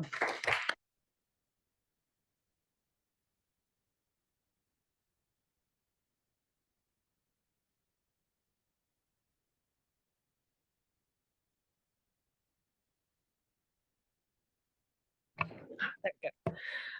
Hi, everyone. Thank you so much for having me here to speak today. Before I started, I just wanted to note that I'll be using the terms women and women's health today. This is to represent that the vast majority of research we have to date is from cisgender women at work. I want to acknowledge that trans men, intersex, non-binary, and gender diverse people presumed female at birth also menstruate, can have menstrual disorders, and can transition through menopause. By using the term women, I'm in no way trying to be exclusionary. I'm just trying to highlight the gaps in our knowledge and the lack of research that we have to understand the specific experiences, challenges, and best practices to support our gender diverse communities at work. So let's begin.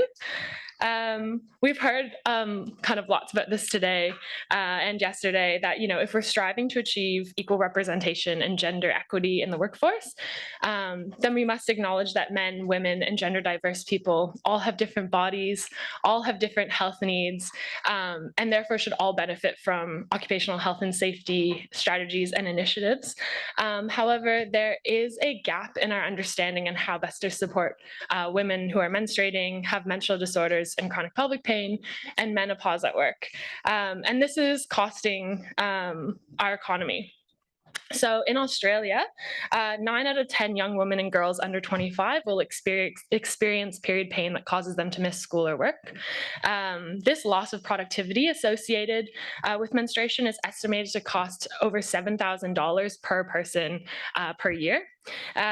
This equates to an economic burden of $14 billion annually, Australian dollars annually per year. When we look to menstrual disorders and chronic pelvic pain, in Australia, nearly half of the women report experiencing chronic pelvic pain in the previous 5 years. Endometriosis is the most common form of chronic pelvic pain. Globally, 11 to 14% of women and those presumed female at birth have endometriosis. Endometriosis is a painful chronic inflammatory condition where tissue similar to the lining of the uterus grows outside the uterus and spreads throughout the body and inflames throughout the body. At these global estimates, it means that endometriosis is more prevalent than diabetes, breast cancer, and prostate cancer. And in Australia, there's a significant economic burden. It costs the Australian economy $9.7 billion per year. And the majority of this, so 78% of that $9.7 billion, comes from loss of productivity at work. In Australia, a quarter of women aged 45 to 64 report menopausal symptoms so severe that it disrupts their daily life. Because of this, on average in Australia, women retire 7.4 years earlier than men. And this has a significant economic impact. Menopause is estimated to cost Australian women $15.2 billion in loss of income in superannuation, which is our retirement fund, for every year of early retirement. So how do we alleviate this economic burden? How do we address this issue? Well, previous research done by my supervisory team, Associate Professor Mike Armour, shows that pain is the greatest contributor to lack of productivity. So therefore, if we can better support women to manage their symptoms and reduce their pain, they should be able to work and work productively. And so in order to find out, we wanted to develop guidelines to support people with endometriosis and chronic pelvic pain in Australia. And so in order to find out what the best approach was to support women to better manage their symptoms and health at work, we conducted a global scoping review to see what others across industry, academic, and government were doing. We wanted to see what kind of best practice was out there. And what we found was that we had 66 articles that met our inclusion criteria, and they were documents from government legislation to workplace policies and practices relating to supporting women with menstruation, endometriosis, and menopause. And what we found was that the type of intervention and the recommendations made within policies really varied greatly depending on what specific aspect of women's health was being addressed. So for instance, menstruation, which represented 22% of the articles that we reviewed, mostly focused on additional leave, so leave entitlements, particularly menstrual leave, that was offered to menstruating workers and distinct from sick leave. So this was both across national legislations and corporate-led policy. Endometriosis was the only menstrual disorder mentioned in our entire scoping review, and only 4% of articles solely focused on endometriosis, which is quite surprising considering how prevalent it is and how much it disrupts someone's life and work. And again, the documents that we found here were really, really broad recommendations for employers to kind of just consider flexible working and job modifications. And lastly, menopause was had the greatest representation. So it was about 48% of the total articles that we found. And this is mostly because it was coming from the European trade unions and the UK trade unions and federations. And these really looked at prioritizing education, training, and amendments to physical work environments over things like flexibility and additional leave. So one of the most Oh, sorry. Apologies. I talk very fast. I'll really try to slow it down. So one of the most important things to note was across the entire review, there was little to no information available about the design process. So why people chose to have menstrual leave to address menstruation instead of flexibility. There was no, we didn't really know why people chose, like why the articles chose these reasonings. And as well, there was very little evaluation. So not only did we not know why these approaches were taken, we actually had no information how impactful they were being and if or how they worked within workplaces. So globally, our understanding of the approach of how to best support women's menstruation, menstrual disorders, and menopause is quite fractured, and very little is understood on the potential positive or negative impacts of these approaches. And because of this, as researchers, we want to really tread carefully when creating policies for menstruation, menstrual disorders, and menopause. Because there might be unintended consequences due to the existing stigmas and beliefs and persistent stereotypes of our ideal worker, and which reinforces really harmful workplace cultures. Oh, thank you. And some of you might be familiar with the ideal worker myth, but I'll go into some further details. So in most workplaces, there persists this concept of the ideal worker. And this is someone who can prioritize work over any other aspect of their life. So, you know, they can arrive early when they want to. They don't have to take any breaks. They can work straight through their shift. They can stay late when they're asked to. They never complain, and they're always productive. They're like, just work the whole time. Now, obviously, no one can fit this ideal worker, but women face particular barriers to becoming this ideal worker. And that's because women menstruate, can have menstrual disorders, and can transition through menopause. And what happens here is often women are taking breaks, going to the toilet, so removing themselves from the office to manage their menstruation and their menstrual symptoms. There's also visible signs. So you could leak through your leaky body. You could, with menopause, you have hot flashes, which then physically are visible signs of your female body working in the workplace. And it kind of perpetuates this idea of like the unreliable, leaky female body that we should all be afraid of. It perpetuates this idea that women are unprofessional and should be shamed in the workplace because they can't match this ideal worker. And while no one can meet this ideal worker norm, the people who do resemble it the closely tend to be cisgender men. So what we tend to see what happens is that this ideal worker, this man, gets promoted and rewarded and moves all the way up the corporate ladder, and while women stay at lower paying roles. So we start to get this gendered vertical segregation. And then what happens here is that this creates a workplace culture where the men in positions of power at the top think, you know, well, I worked really hard. I went to work from 9 to 5. I could show up early when I was asked to. I could stay late when I was asked to. So whoever does that, whoever resembles that, I'm going to hire, I'm going to promote. And whoever can't do that, they just don't want this job enough. They obviously aren't a good worker. And this creates this culture where in order for women to succeed, you have to hide symptoms of menstruation, you have to hide symptoms of your chronic pelvic pain, and you have to hide your symptoms of menopause. And if you do that, you'll then be seen as this good worker. And that's how we perpetuate shame associated with menstruation and women's health more broadly. And so that's why we're kind of saying there could be unintended consequences when we introduce really well-meaning policies into most workplaces, because there persists this workplace culture where if you're a woman who has additional needs or health conditions, you're shamed and seen as less capable or a less valuable employee.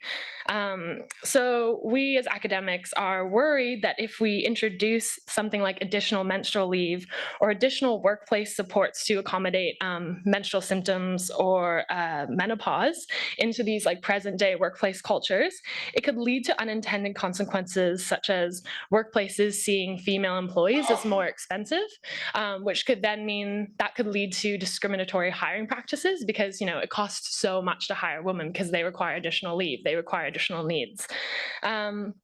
And now I want to emphasize, as I said in the scoping review, we have no empirical evaluation, so we really don't know what could happen, but what we can do is look to some real-world examples.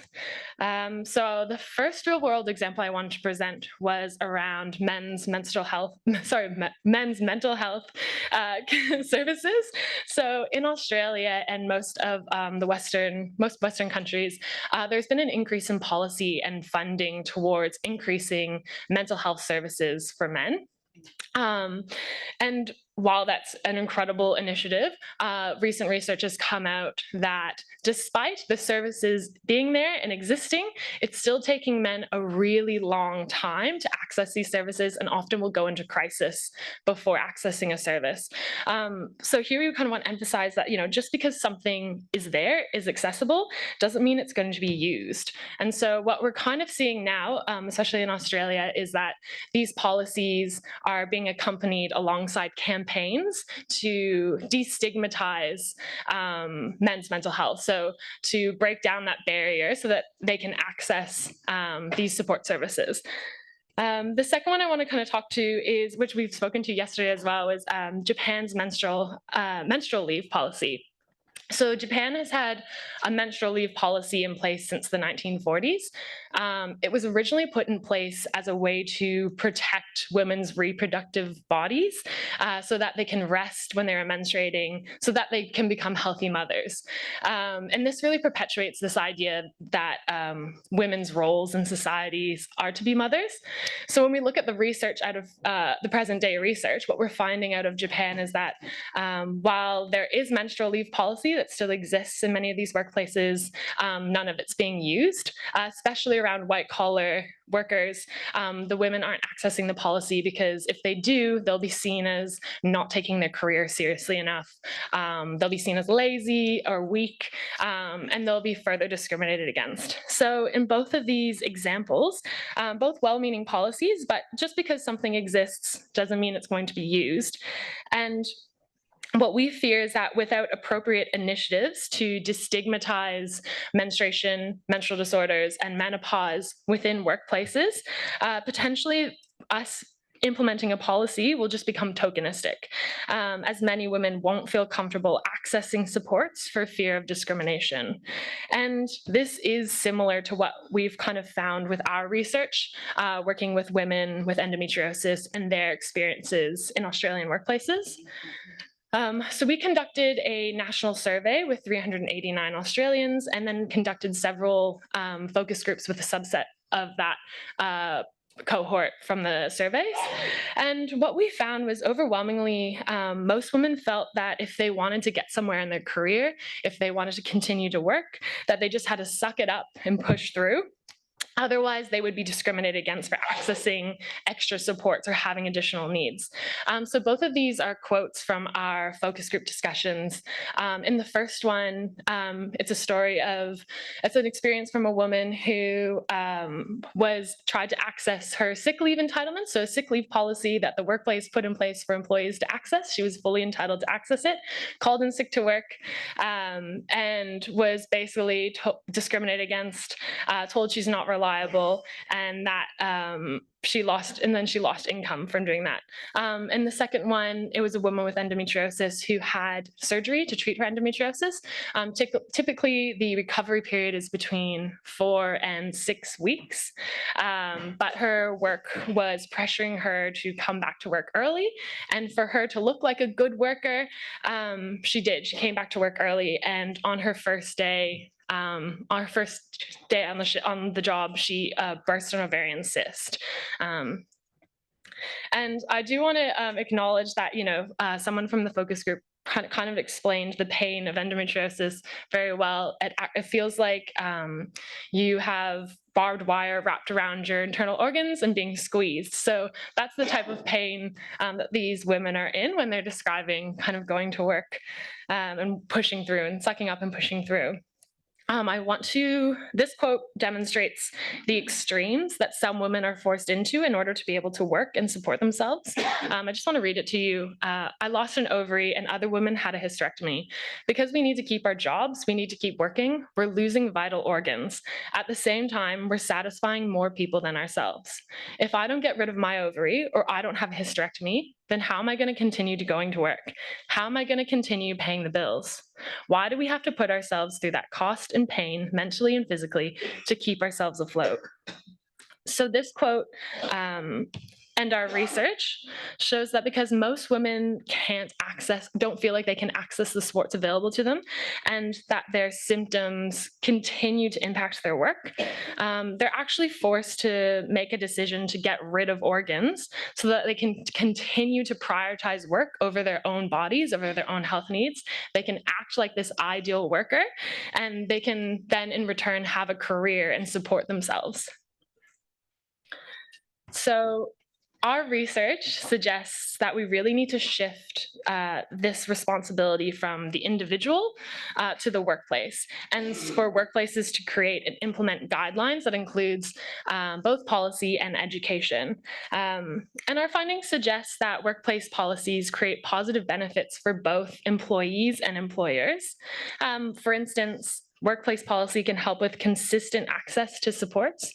So what we found is that in our survey, we found that people who were older and in presumably positions of seniority had greater access to things like flexibility or additional supports, whereas people who are younger and presumably in lower paying roles and more precarious roles didn't have quite the same access to these flexibility, to these supports, and didn't feel comfortable asking for them. So putting in place a workplace policy is a really good way to ensure that there's consistent access and implementation of these supports throughout the entire workforce. A really interesting finding that we found is that women with endometriosis who had access to flexibility and supportive managers took fewer sick days and were more productive. So this suggests two really important things. When women with endometriosis had access to tangible flexibility, and these are really simple versions of flexibility. We only asked if you had access to going to the bathroom when you needed to, being able to take a break when you needed to, and your ability to work from home when required. We found that women actually took fewer sick days and were more productive. And what this suggests to us is that for women with endometriosis, menstrual leave an additional version of leave might not be the answer to best support them, because once they had access to flexibility, they were actually able to work more productively. And secondly, an informed and understanding manager is a key piece to supporting women with endometriosis at work.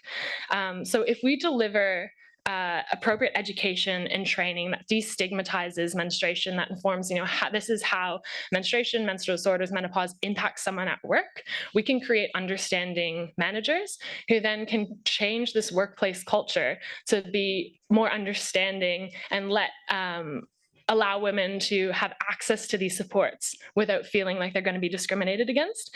And again, what we found is that when women with endometriosis reported they had supportive managers, they took fewer sick days and were more productive. So it's kind of a win-win for both parties. So finally, as the last slide, through that survey and for the survey and focus group work we've done so far, we've actually co-designed a set of guidelines that we've then have reviewed and gained feedback from a series of focus groups with employers across Australia. We're currently now partnered with a national charity, Endometriosis Australia, and are going to implement these guidelines in a national Australian employer, and we're going to test and evaluate, so we have some of that evaluation data. But from our research so far, here are some of the final key takeaways. So I think it's really important to shift the onus of responsibility from the individual to the workplace. And this also really helps with policy adoption as well. We've seen it with the European trade unions, where how they've positioned menopause in the workplace as an occupational health and safety concern, using hot flashes as kind of like one of the key entry points of being like, if we put them in hot environments, like if it's hot flashes, it's been a really successful strategy, and one that we modeled. So in Australia, we used the Disability Discrimination Act, where under this legislative definition of disability, it extends to people with endometriosis. And so we've been able to use this in workplaces to advise workplaces that they're going to need to implement some form of policy and reasonable adjustments for people with endometriosis at work. Secondly, policy is an essential step, but it must be accompanied by education, preferably top-down, which includes the managers, to destigmatize menstruation, menstrual disorders, and menopause and how it impacts someone's at work. All workplaces are different. They all have their own version of the ideal worker. They all are having their own workplace culture. So we're going to have to adapt these education and training pieces for each industry and workplace culture. And then policy and education is a win-win for workplaces. So as I mentioned previously, often when you provide someone with flexibility and a supportive work environment, they will be more productive, they'll take fewer sick leaves. What we're hoping to find through our research is that this also shows there'll be greater job satisfaction and greater retention. So I think, you know, as much as we want to go into workplaces and have workplaces say like, we love supporting our people, sometimes it is about the bottom line, and this kind of demonstrates that the more you support your workers, in turn, the more it's going to help the bottom line for your company as well. And lastly, to proceed with caution. I have a lot of healthy skepticism being an academic, so, but it's, yeah, proceed with caution to avoid some potential unintended consequences. It's a significant mark of progress that we're here today having these conversations, but because it's so new, we need to develop policies, co-designing them with input from the workforce and with the people they're intended for. Additionally, we need appropriate evaluation to help us understand what will work and why across different industries and workplaces and culture. And that's why I'm so excited to hear from our other panelists today and learn so much from them. I can't wait to hear more about their policies and the impact of their work. Yeah, I truly believe that these discussions today have a great potential to help create inclusive workplaces and achieve gender equity. So thank you so much. Thank you so much, Danny. Now I would like to give you asked for empirical evidence, and now I would like to ask Carolina Vidal Lopez, Confederal Secretary for Women Equality and Working Conditions of Comisiones Obreras, to tell us about their experience with the Spanish menstrual leave law. How did you go there? How does it look like? And what are your experiences so far? Thank you. Okay.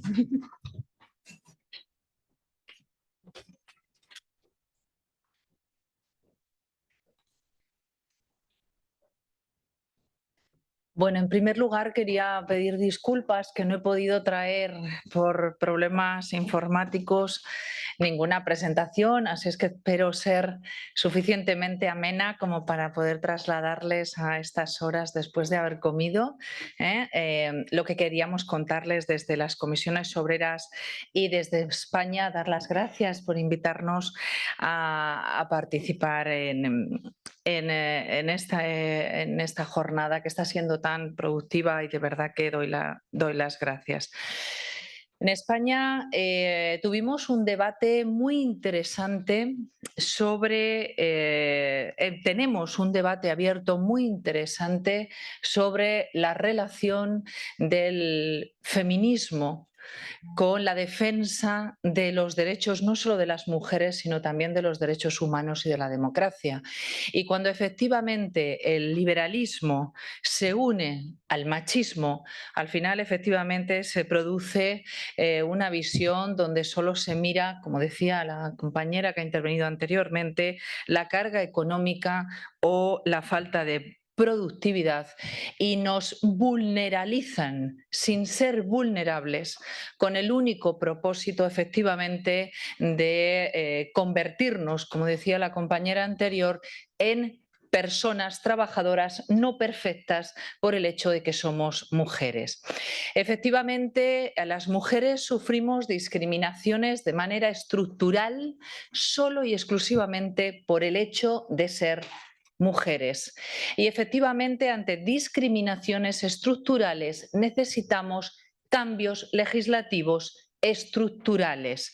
Efectivamente, la vida de las mujeres está atravesada por la violencia en cualquiera de sus ámbitos, y también es violento que se nos discriminen porque tenemos una menstruación dolorosa, porque abortemos o porque vayamos a ser madres. Por tanto, hemos defendido en España en este momento, con un gobierno progresista, legislación efectivamente de calado progresista que produzca discriminación positiva para remover esos obstáculos que estructuralmente hace que se nos discrimine en el mundo del trabajo. Y tenemos que empezar en Europa efectivamente por defender los derechos frente a la productividad, porque se puede ser productivas protegiendo los derechos efectivamente y en este caso los derechos como mujeres. En esa línea efectivamente desde las comisiones obreras defendimos una baja denominada especial por menstruación incapacitante secundaria. También les voy a contar brevemente en qué consiste su efectividad, los problemas de aplicación que está teniendo, cuáles son sus insuficiencias y cuáles son las propuestas que hemos hecho desde los sindicatos de clase en España, desde las comisiones obreras a quien represento, para subsanar estos problemas. Es verdad que en nuestro país se suscitó un debate con amplias contradicciones donde se ponía sobre la mesa si una mujer disfrutaba, vamos a decir de alguna manera, una baja por una menstruación incapacitante secundaria, si esto no le estigmatizaba frente al mundo del trabajo. Desde luego, desde las comisiones obreras defendimos la postura contraria porque las mujeres estamos estigmatizadas por ser mujeres. Por ser mujeres que somos madres, por ser mujeres que tenemos una menstruación dolorosa, por ser mujeres por multitud de circunstancias que podríamos hablar aquí. Con lo cual, lo que no es de recibo es que acudamos a trabajar de manera penosa por sufrir determinadas circunstancias por el hecho de ser mujeres. En este caso, tener una menstruación dolorosa. Es verdad también que discutíamos que esto no es una baja laboral por una enfermedad común, porque es verdad que de ninguna manera podemos defender que es una enfermedad, pero es verdad también que necesitábamos encontrar junto al Gobierno una fórmula para darle trámite procedimental a la prestación económica que desde la Seguridad Social y desde el Estado sucedía a esa imposibilidad de ir a trabajar. Así, en el 1 de junio del año 2023, momento en el que empieza a funcionar, como ven, desde hace muy poquito tiempo, esta baja. Esta baja que recogió tres cuestiones como baja por contingencias comunes de carácter especial. ¿Por qué se añade el especial que nos ha traído grandes problemas que ahora les paso a relatar? Se denomina especial para separarlo efectivamente de la tramitación de una baja por enfermedad común, cualquier enfermedad común que cualquier persona trabajadora pueda sufrir. Y define tres supuestos de bajas especiales. Esta de menstruación incapacitante secundaria a un diagnóstico previo de endometriosis, como que se ha dicho, de miomas, de otras series de circunstancias que ahora pasaremos a enumerar o a mencionar. Una incapacidad temporal de carácter especial para la interrupción voluntaria o no del embarazo. Y una situación especial de incapacidad temporal para la mujer embarazada desde el día 1 de la semana 39 de gestación. En las tres situaciones de bajas especiales, la prestación la abona el Estado, la Seguridad Social. En el caso de las bajas menstruales incapacitantes, se percibe esa cuantía desde el primer día de la baja médica y en el caso de la baja especial en la semana 39 o de interrupción voluntaria o no del embarazo, desde el día siguiente al día en el que efectivamente la baja médica la prescribe el facultativo médico competente. Decía que le íbamos a relatar cuáles son las dificultades que estamos encontrando. En primer lugar, nos ha sorprendido el poco uso que las mujeres en nuestro país estamos dando a estas bajas especiales. En datos muy recientes, de noviembre del 2024, tenemos que desde junio del año 2023, momento en el que entran en vigor estas bajas especiales, 1 año y 5 meses, el total de bajas especiales por menstruación incapacitante secundaria ha sido de 2.485, una media de 145 bajas mensuales. En interrupción voluntaria o no del embarazo, 31.640, lo que ha supuesto una verdadera sorpresa, porque son solamente 1/3 de los abortos, de las interrupciones del embarazo que se producen en España, y en la semana 39 de gestación una media de 107 mensuales, 1.811. Hacemos una valoración de por qué esto sucede. En primer lugar, porque las mujeres seguimos teniendo miedo a estar estigmatizadas, porque las mujeres efectivamente seguimos teniendo miedo a discriminaciones en el ámbito de lo laboral como consecuencia de estos problemas de salud derivadas de cuestiones solo y exclusivamente femeninas. Por otro lado, tenemos que en la prestación especial por menstruación incapacitante se necesita un diagnóstico previo. En España, como saben ustedes, la sanidad pública es un derecho universal defendido, absolutamente igualitario, independientemente del género, del sexo, del código postal en el que se viva o del nivel económico que se tenga. Pero desgraciadamente, las competencias autonómicas y locales ha hecho que en numerosas ocasiones, cuando la derecha llega al poder, termina con estos servicios públicos. Y desgraciadamente en España la sanidad pública se encuentra minorada cada vez más a medida que la derecha va ganando poder. Decimos esto porque los diagnósticos por el mal funcionamiento a veces de la sanidad pública tardan en llegar. Y como tardan en llegar, hay serias dificultades por las mujeres para que puedan disfrutar de esta baja médica si no tienen un diagnóstico previo donde se les aparece una endometriosis, esos hemiomas y otras series de circunstancias. Lo curioso, ya lo hicimos saber en su momento al Gobierno, es que hay un 46% de las mujeres que sufren bajas dolorosas que no tienen diagnóstico, y es más, un porcentaje importante de ellas que sufren esa penosidad con la menstruación a pesar de no ser secundario a ninguna patología previa. En el caso de la interrupción voluntaria, el aborto, que en este caso en España es libre y con obligación de que se desarrolle dentro de la sanidad pública, las mujeres mayoritariamente hemos visto y tenemos estadísticas que se aborta de manera voluntaria, preferentemente en viernes, para poder descansar en el fin de semana y no tener efectivamente que acudir a estas bajas. Distinto es cuando la interrupción es no voluntaria.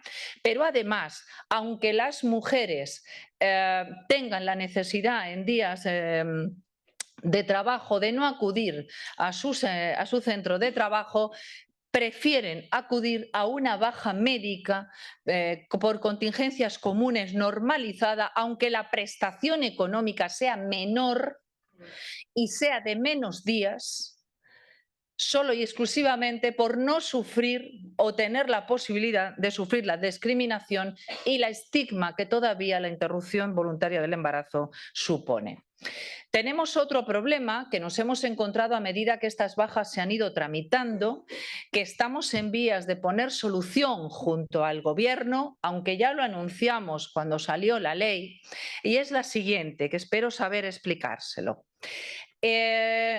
Hemos dicho anteriormente que en menstruaciones incapacitantes se percibe la prestación desde el primer día. Hemos dicho que la interrupción voluntaria o no del embarazo desde el día siguiente, así como la baja especial en el primer día de la semana 39. La circunstancia es que cuando esa comunicación le llega a la empresa, le llega con un código que pone baja médica especial.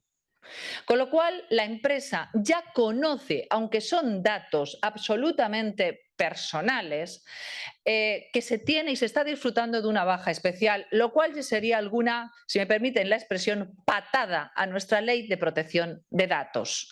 Pero hay otra mayor, y es que como la menstruación incapacitante se percibe desde el primer día, inmediatamente la empresa sabe que es ese tipo de baja especial. Pero hay otra peor, que es que desde el día siguiente se percibe la prestación cuando hablamos de interrupción del embarazo o de semana 39. Cuando llega el momento de esa baja, evidentemente, a una embarazada de la semana 39 se sabe muy bien que ese es el motivo de la baja, con lo cual no queda otra que conocer efectivamente, con una absoluta vulneración de la intimidad de las mujeres, que se ha producido un aborto, sea o no voluntario. Por tanto, estamos en vías de efectivamente de poder trabajar esto con el Gobierno para poner soluciones. Pero también quiero confesarles algo. Desde las comisiones obreras somos absolutamente, y con esto termino, somos absolutamente conscientes de que efectivamente las discriminaciones tenemos que intervenir de manera estructural. Que no solamente vale el trabajo feminista, en este caso de mi sindicato, que en sus estatutos está definido como un sindicato de clase feminista. Es que tenemos que intervenir en los procesos legales, y eso en España lo hacemos a través del diálogo social, y tenemos que intervenir las mujeres en la transición hacia un trabajo decente.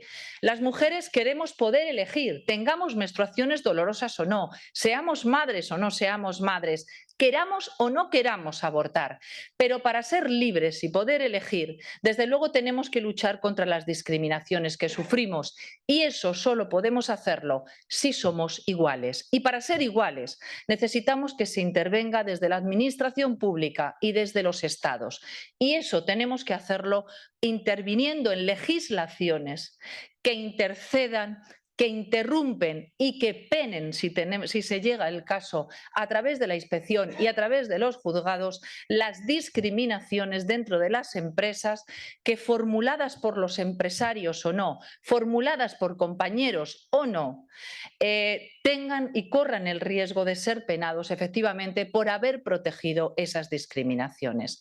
Por eso es clave que efectivamente tengamos legislaciones donde se ponga en valor la discriminación positiva de defensa de las mujeres. No podemos en Europa permitir, tengamos el gobierno europeo que tengamos, no podemos efectivamente permitir que esté por encima la productividad de los derechos y menos de los derechos de las mujeres. Por tanto, tenemos que hacer una alianza, los movimientos sindicales, con el feminismo, porque el liberalismo bien se cuidó de tener una alianza con el machismo. Nada más. Thank you very much.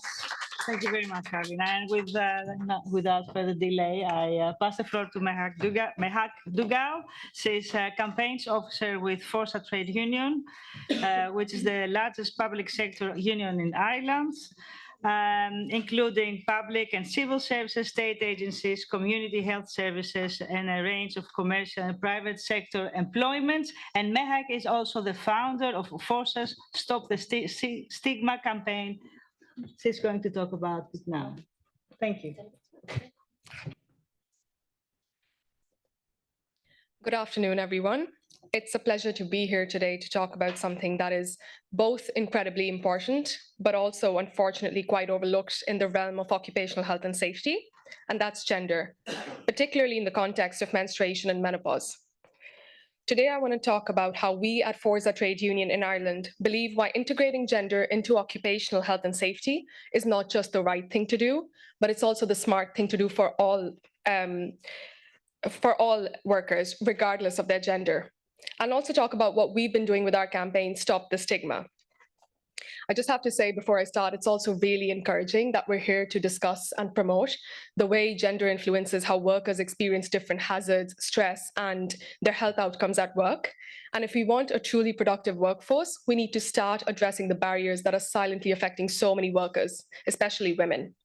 And again, I do use the term women for ease of reference, but it does include trans men, non-binary, and intersex people as well who go through these symptoms. Menstruation and menopause are natural biological processes, but they're often treated as a stigma or a taboo in the workplace even today. And the result is that people who go through menstruation or go through menopause are forced to choose between their health and their career, leading to sickness absences, presenteeism, and workplace inequality. The campaign that I'm presenting is called Stop the Stigma. And just to give you a brief background on why and how this campaign came about, and before I talk through some of the details of it, here is the premise of why we felt this was something we could and should act upon as a trade union in Ireland. In May of 2022, FOSA members raised concerns at our national policy setting conference about workplace supports for menopause. As a response, we launched a survey to better understand our members' lived experiences, and we included menstruation in that survey as well. Within just 10 days, we received nearly 1,800 extremely detailed responses and testimonies, and what we learned was absolutely eye-opening. 1 in 4 respondents reported having a medical condition that caused severe symptoms during menstruation, such as heavy bleeding, migraines, and nausea. And this could have been them diagnosed with endometriosis, PCOS, PMDD, or a range of other health conditions that exacerbate their symptoms. Over 70% of respondents had taken time off work at some point as a direct result of their periods. And I suppose as a trade union, this next aspect was one we were most interested in, was that only 1% of workplaces had any kind of menstrual welfare policy in place. And that included menopausal supports as well. We had kept the question very vague to ask if people had any kind of accommodations or supports to better manage their symptoms, and only 1% of respondents said they had anything. Another very interesting point to note was that 65% of respondents, that's nearly 7 in 10 people, did not even feel comfortable talking to their own line manager or their supervisor about the difficulties they were facing at work in this particular aspect of their health. So these results confirmed that we needed to act. The prevalence of severe conditions affecting productivity, along with the stigma surrounding the conversations around menstruation and menopause at work, meant that it was time for this issue to be taken seriously, both as a negotiating agenda with employers as a trade union, but also as a public awareness campaign. That is why we launched the Stop the Stigma campaign, to stop the silence, break the stigma, and demand change. At its core, Stop the Stigma is a public awareness campaign that's built to support trade unions and employees in advocating for menstrual and menopausal policies in workplaces. And it aims to build support from trade union members for any of the advocacy and organizing around these issues. To support these efforts, we created a policy template for use by our members to adapt to their own workplaces. And these policy guidelines were drafted up following FOSA's research, as well as direct feedback from members across a diverse and a wide range of employments. Alongside this, we also produced informational flyers and posters for workplaces and offices. And these materials were not only meant to inform and serve as an informational resource about symptoms and the like, it was meant to be a tool to start the essential conversations. You know, if you see these posters kind of pinned up in your workplace, if you see them lying around the canteen, you kind of start a conversation, or you go, what is that? Let's, you know, what do you think about that? So they were meant to be tools to start a conversation pretty much, and serve as a stepping stone for workplaces that are not yet in a position to adopt a policy, but they're willing to engage in dialogue. As part of the larger campaign, we also designed digital surveys and paid advertisements to go beyond our trade union membership and out to the general public. And it effectively rewarded anybody who would interact with us there with all of these resources in their inboxes. Again, encouraging action on this by that person, but also encouraging them to go seek out a union representative to talk to about this. And just reinforcing the idea with all of these efforts that yes, you are better off in a union, but as a union, we also give equal weight to well-being and equality issues in the workplace, as we do to some of our more traditional and prominent concerns around pay and working hours. The idea with all of these resources was that when they go into people's inboxes, their workplaces, their social media feeds, it effectively radiates the campaign's message to start talking about these things, but it also empowers and encourages people to take action on this particular issue if they're affected by it. The Stop the Stigma campaign is a call for employers to provide a supportive, stigma-free environment for workers dealing with periods and menopause. And it's about having policies in place that support workers to better manage their health without the fear of discrimination. And it's just also about providing a clear framework for organizations to follow so that these issues aren't just acknowledged and left at that, they can be actively addressed. We believe this is an absolutely essential response to the demands of workers and an important step towards equality and dignity in the workplace.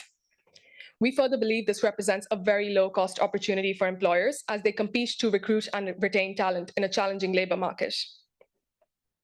As our workforce evolves, so must our workplace protections and policies. But as people here would know and acknowledge, there is power in numbers. So what started as one union's efforts is now a coalition of the largest trade unions across Ireland. 9 of the biggest unions across the country have partnered with us and are now also advocating for all of these policies in all the workplaces that they represent.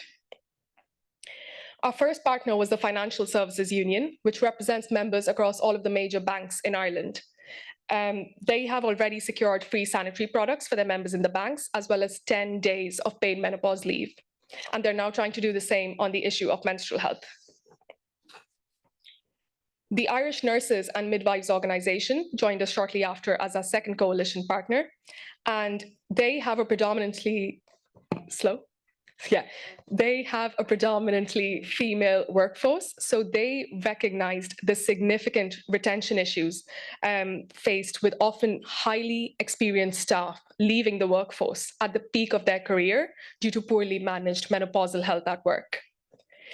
Since then, the Irish Teachers Organisation joined us as well. And again, they have a predominantly female workforce and had very similar examples and details to share of their workforce and issues with menopausal and menstrual management in schools. So very, very shared experience over there. After that, all of the other partner unions came along as well, and you can see all of their logos up on the screen there. And then we were also backed in this campaign by the Irish Congress of Trade Unions, which is the parent body of all unions in Ireland.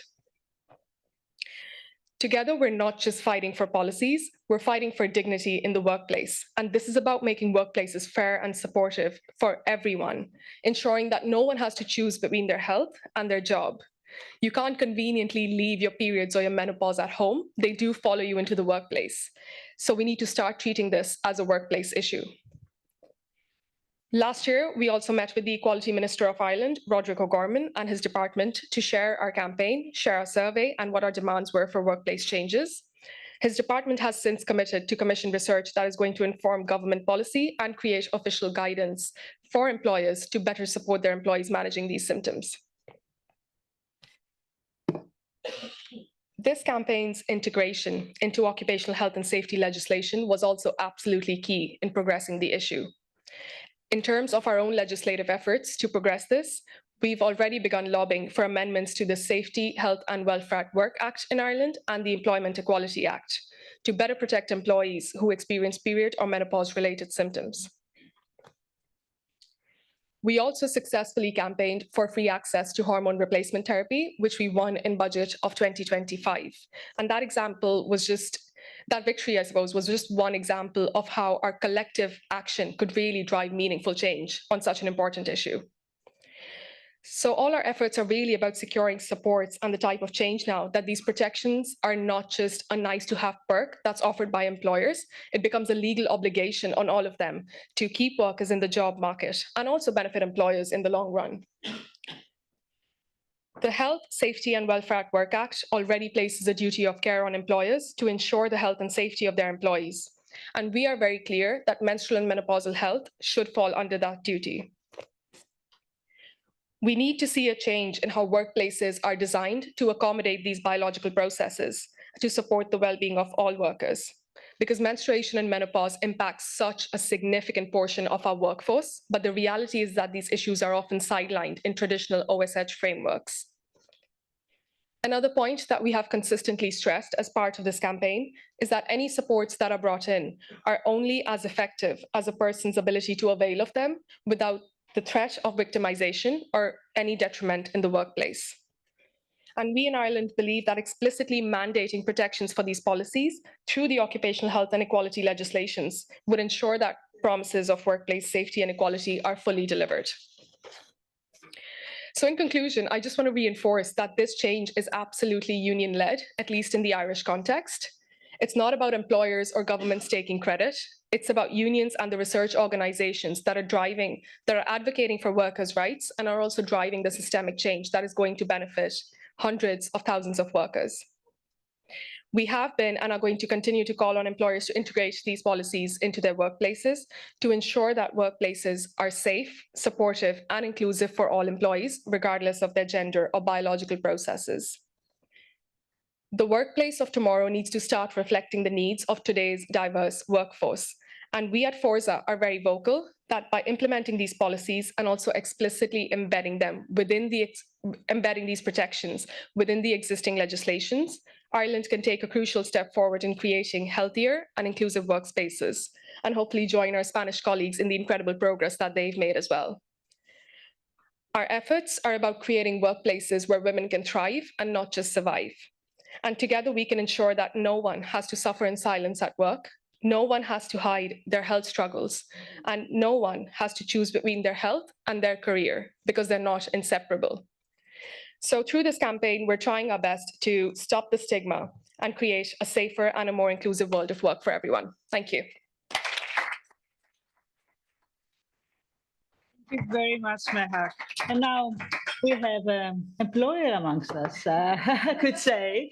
Maya Ikberg, she has been a Secretary General of the Left Group in the European Parliament since July 2024. And yes, we ask you you have a menstrual leave policy in place. Can you tell us more about it? Thank you. I'm delighted to do that. So first of all, thank you for the invitation. I think I'll start with a disclaimer. The Left Group in the European Parliament is a very particular workplace. It's a workplace that has a vision about changing society. So although I hope that what we have done can be inspirational, it's also clear that it's probably not something that could be copied directly in other settings. So, I mean, first of all, with that being said, I'd like to say that I am very proud that we took this step to introduce the menstrual leave policy. For us, it was a matter of recognizing not only the needs of women, but also addressing the stigma around menstruation. So I'd like to talk about three things. I'd like to talk about our policy, the experience with it, and then why we introduced it. So first of all, the policy in October 2023, we decided to pilot a project. And the feedback from after the first 6 months were overwhelmingly positive. So we have decided to extend this policy for another 5 years. And when I say 5 years, it's just because as political groups, we exist in 5 years term between elections. So I shall not predict what will happen after the next election. But under this policy, staff can take up to 3 days of menstrual leave per month without providing a medical note. Alternatively, they can decide to work from home 3 days a month on top of the 2 days they are provided on a regular basis per week as teleworkings, which means that they can actually work from home for a week in relation to the menstruation. The practical way these requests are introduced is to a leave application. Yeah. There are 2 translations in French at the same time. My Spanish is not very good, I'm sorry. There are 2 people translating in French at the same time. Okay. We should tell these people not to do that. Let's go on. Okay, but as some of the other panelists have also addressed, Okay, please go. Excuse me. Okay, but one thing was the policy, the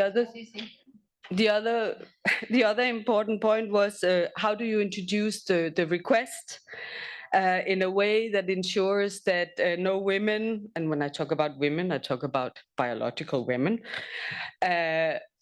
suffer any stigma attached to taking this type of leave. So what we did was that we have a general leave application, and in that leave application, we ensured that you could also introduce this particular request. But it's basically, let's say it's subject to privacy and normal data protection rules, which means that your managers and your colleagues, they can see that you're on leave, but they cannot see whether you're on annual leave, you're on medical leave, or whether you're on menstrual leave. So they can just see you're absent for work. You're not teleworking, so don't disturb me, but not why you're absent for work. So to give you a sense of how the leave policy has been used, I'll share some of the figures that we have. And please bear in mind that it's still just a little over a year that this leave have been in place. So first of all, we have around 90 staff, and about half of them are biological women. And another thing that's also worth noticing is that our workforce is relatively young. That's perhaps one of the reasons why we haven't really started a discussion around menopause. But we are also a political organization, and our secretariat is impacted by elections. So I have some numbers before the elections in June and some after. So between October 2023 and June 24, we had 5 staff that made use of the menstrual leave, which is about 11% of the women. And it represented in total 23.5 days used. And the days taken ranged from 0 or half a day and up to 3 days per month. And after the June election, so between July and the end of November, we have had 3 staffs that used the policy for a total of 8.5 days. And again, the days range from 1 day to 2.5 per month. So if I look at the overall impact from October 23 until November 24, the total number of menstrual leave days is 32 days across 10 months. And there's a big spread in the usage, ranging from half a day and up to 15 days taken over the period. And the groups of users is relatively small, and it's also relatively stable, with a few cases of one-time users. So we can't see who, but we can see that it's the same staff that asked for it. So our experience until now indicates that it's the women most affected by menstrual discomfort that makes use of the policy. Perhaps women with lighter symptoms use our general teleworking policy rather than the menstrual leave policy. And there's also absolutely no indication of any misuse of the system, and it's in inverted brackets, nor that there's any stigma around it. And when I say this, of course, it's important to say that this is not based on any scientific study, but it's based on the feedback we have received in the annual staff reviews that we do, and a survey that we conducted in March 24. So we did this survey in March 24, roughly after 5 months, and 90% of the respondents viewed the policy positively, with 10% saying they viewed it neither positively or negatively. So overwhelmingly positively. 10% of the respondents said that they had used the menstrual leave since its implementation, and almost 50% of the respondents have used sick leave for menstrual pain in their working lifetime. So they all said that because of the menstrual leave, they were no longer using sick leave for this. Of the 60% who had used it, the main reason reported was that they didn't need to. So I'll try to say that again. Of the 60% who said they hadn't used it, it was because they didn't need to. But it's slightly worrying. There were still 10% that reported that they didn't use it because of a perception that they might be subject to stigmatism if they used it, or they might overburden their colleagues with work. So there's still work to be done. But on a positive note, none of those who had used the policy reported experiencing any stigma or negative reaction. So it's also interesting that there's kind of a dilemma between people that decide not to use it because they worry about the stigma, and those who have used it have not experienced any stigma. So, but that's where we stand at the moment. We are planning to do another survey in another year, and perhaps in that we will also try and explore whether women tend to use our normal teleworking arrangement rather than this policy. But again, you know, we are not a scientific institution, but we will see if we can figure out a way of getting those numbers, because I think that it would be really interesting to explore that point. So Why did we introduce the menstrual leave policy? So I'd like to share 5 reasons why with you. Well, the first of all, and number 1 reason is that staff requested it. We were asked to introduce it. And second of all, for us, it's a commitment to gender equality and feminism. I mean, as a political group that has feminism as one of its core values, introducing menstrual leave is a reflection of our commitment to workplace equity. You know, feminism isn't just a value that we hold, you also have to walk the talk. So basically, that's number 2 reason. And of course, our aim is that a policy that ensures that everyone, regardless of gender or health needs, feels supported and respected at work. And it's not just a women's issue, it's about fostering an environment that recognizes both values and realities. So the third reason is that we also see it as a step towards worker dignity and rights. As an employer, we believe, and I believe, in prioritizing the dignity and well-being of our workers, and menstrual leave is one practical, very practical way to ensure that our policies reflect the real challenges employees face. But it's not a standalone initiative. We also have other initiatives. We also, in our staff policy, have a well-being policy, and we have a well-being coach at work that work on burnout prevention and that work on building teams. I believe that a progressive workplace should lead by example and in recognizing health needs of the staff. This policy aligns with our broader commitments to workers' rights and also fair treatment. The fourth reason is that it promotes health and well-being. Menstrual symptoms can be weakening for some individuals, and by introducing this policy, we aim to alleviate unnecessary stress and allow employees to prioritize their health without stigma. This is about reducing over-attendance, you know, the feeling that you have to turn up at work even if you're not feeling well. We recognize that people are less productive when they're in pain, and this was a way of saying that if you are in pain, you can work from home if you can, and if you cannot work from home, you can also take leave, and of course the leave is paid. And the fifth reason is about breaking social taboos and normalizing menstruation. So I'd like to think that we are a progressive workplace, and as such, we also have a role in challenging societal norms. This policy is, of course, a statement that menstruation is not a weakness or an inconvenience, but a normal part of life. Menstruation has been a topic of shame and silence. So, of course, for us, it's important that it's something that can be openly addressed without shame, and it's something that we can have a conversation about also in a work environment. And of course, the initiative is also part of a broader vision for creating a just and feminist workplace. The decision-making is guided by principles of empathy, equity, and inclusivity.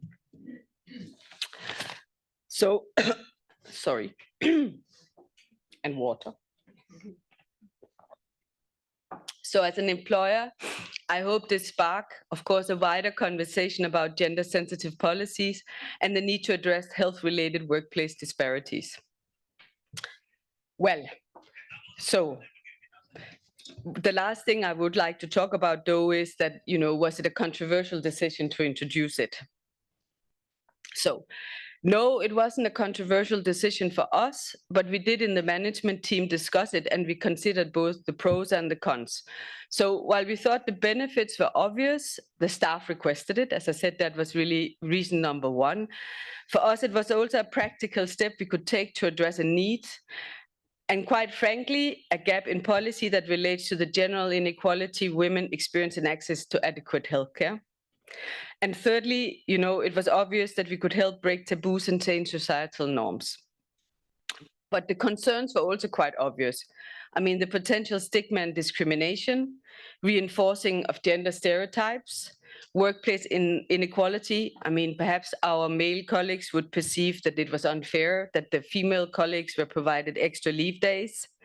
Perhaps the division among women.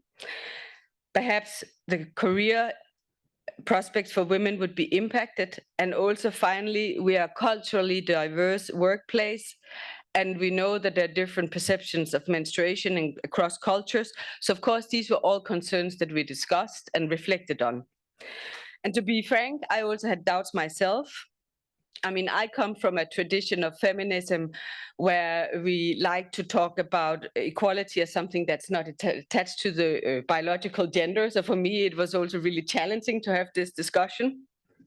But what convinced me is that although I do believe that menstrual health should be part of a comprehensive health policy, the fact remained that we could do something very practical here and now to respond to a need that was being raised by employees. And I don't see that as a contradiction to wanting to have a global policy. And secondly, the request came overwhelmingly from our young female colleagues, but it was broadly supported by our young male colleagues. So I also thought that as a manager, we had to get behind this. We had to be part of this cultural shift, and we had to be part of starting the conversation. And then thirdly, I also thought that it was important for us as employers to shift the responsibility from the individual employee to the employer when it comes to well-being at work. And menstrual pain is also part of a broader well-being policy. So actually, as a very final statement, I just want to share with you a quote from one of our young female employees that said the following: "Being able to take menstrual leave when I need to means a lot to me. As someone who had to take sick leave for this issue in the past, this policy has made a significant difference to my working life. Its existence implies that menstrual pain is being taken seriously and radically reduces the stigma around menstruation."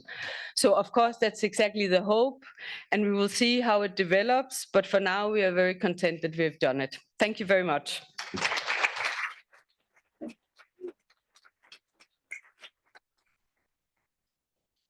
Thank you very much, Maya. I haven't been strict as I should have been, so now we have, yes, Bart, we have a few moments for some questions, and I would suggest we take them. And I would like to ask, because that I have promised to you to give you as first the floor. It is you, Bernadette, for your question. I can speak. No, you need to have.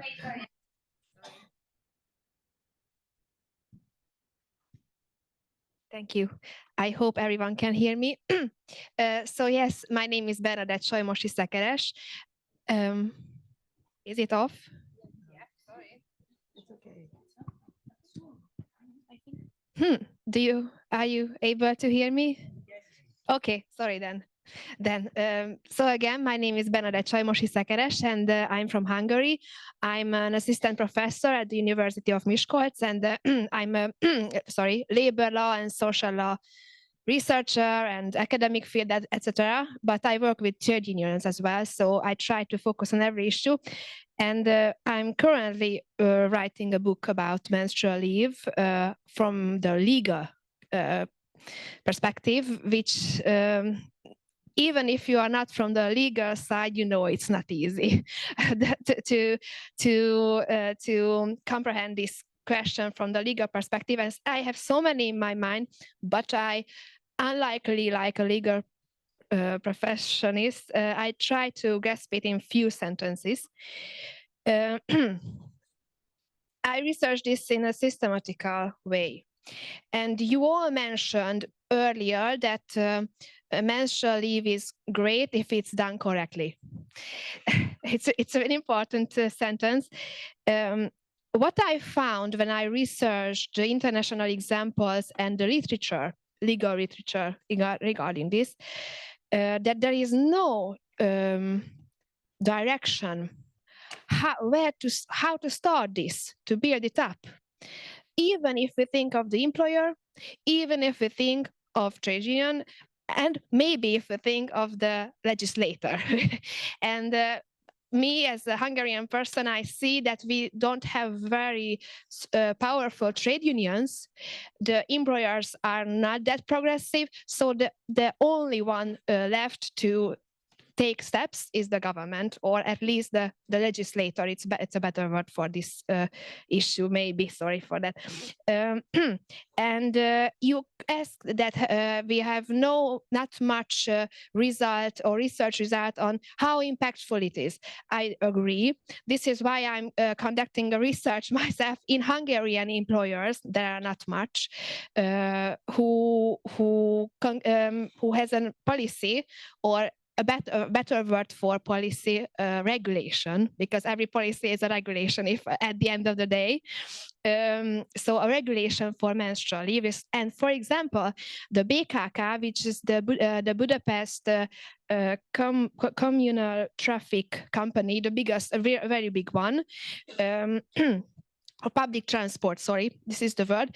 They have a 40 years old policy for menstrual leave. 40 years old, it's really old. And interestingly, what is the base for that? The security or the safety of the transport, because the safety of the transport, this is the reason, this is the basic reason to have this policy or regulation, if you think of it, in the collective agreement, by the way. And it is only for the drivers of the metro lines. So not in the white collar, but the drivers.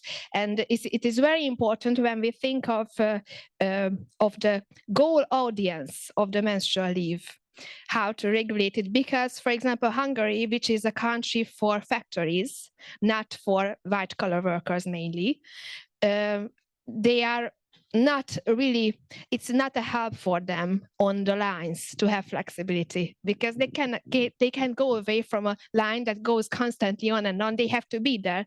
So the only help for them regarding the menstrual health is the menstrual leave.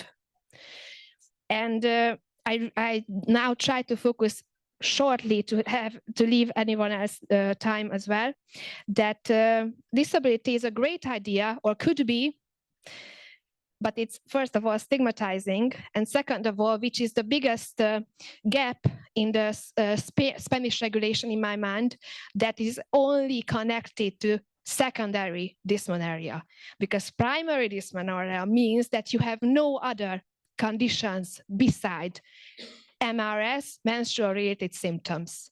And MRS can be in your life even if you don't have endometriosis or hormonal problems.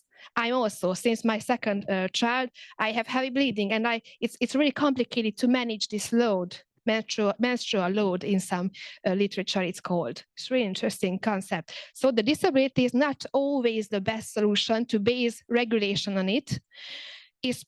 However, the reasonable accommodation would be a good obligation on the employers to take steps.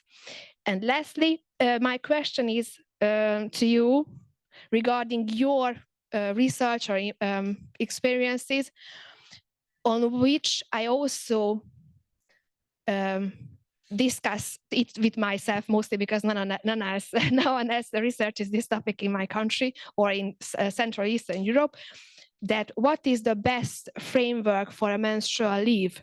Is it social security law, like in Spain, or is it labor law? And if labor law, is it the sick leave, because then you need a certificate, or is it a traditional leave, because then you don't need it? It can be then based on gender and not health, but the cons are regulation. There are issues.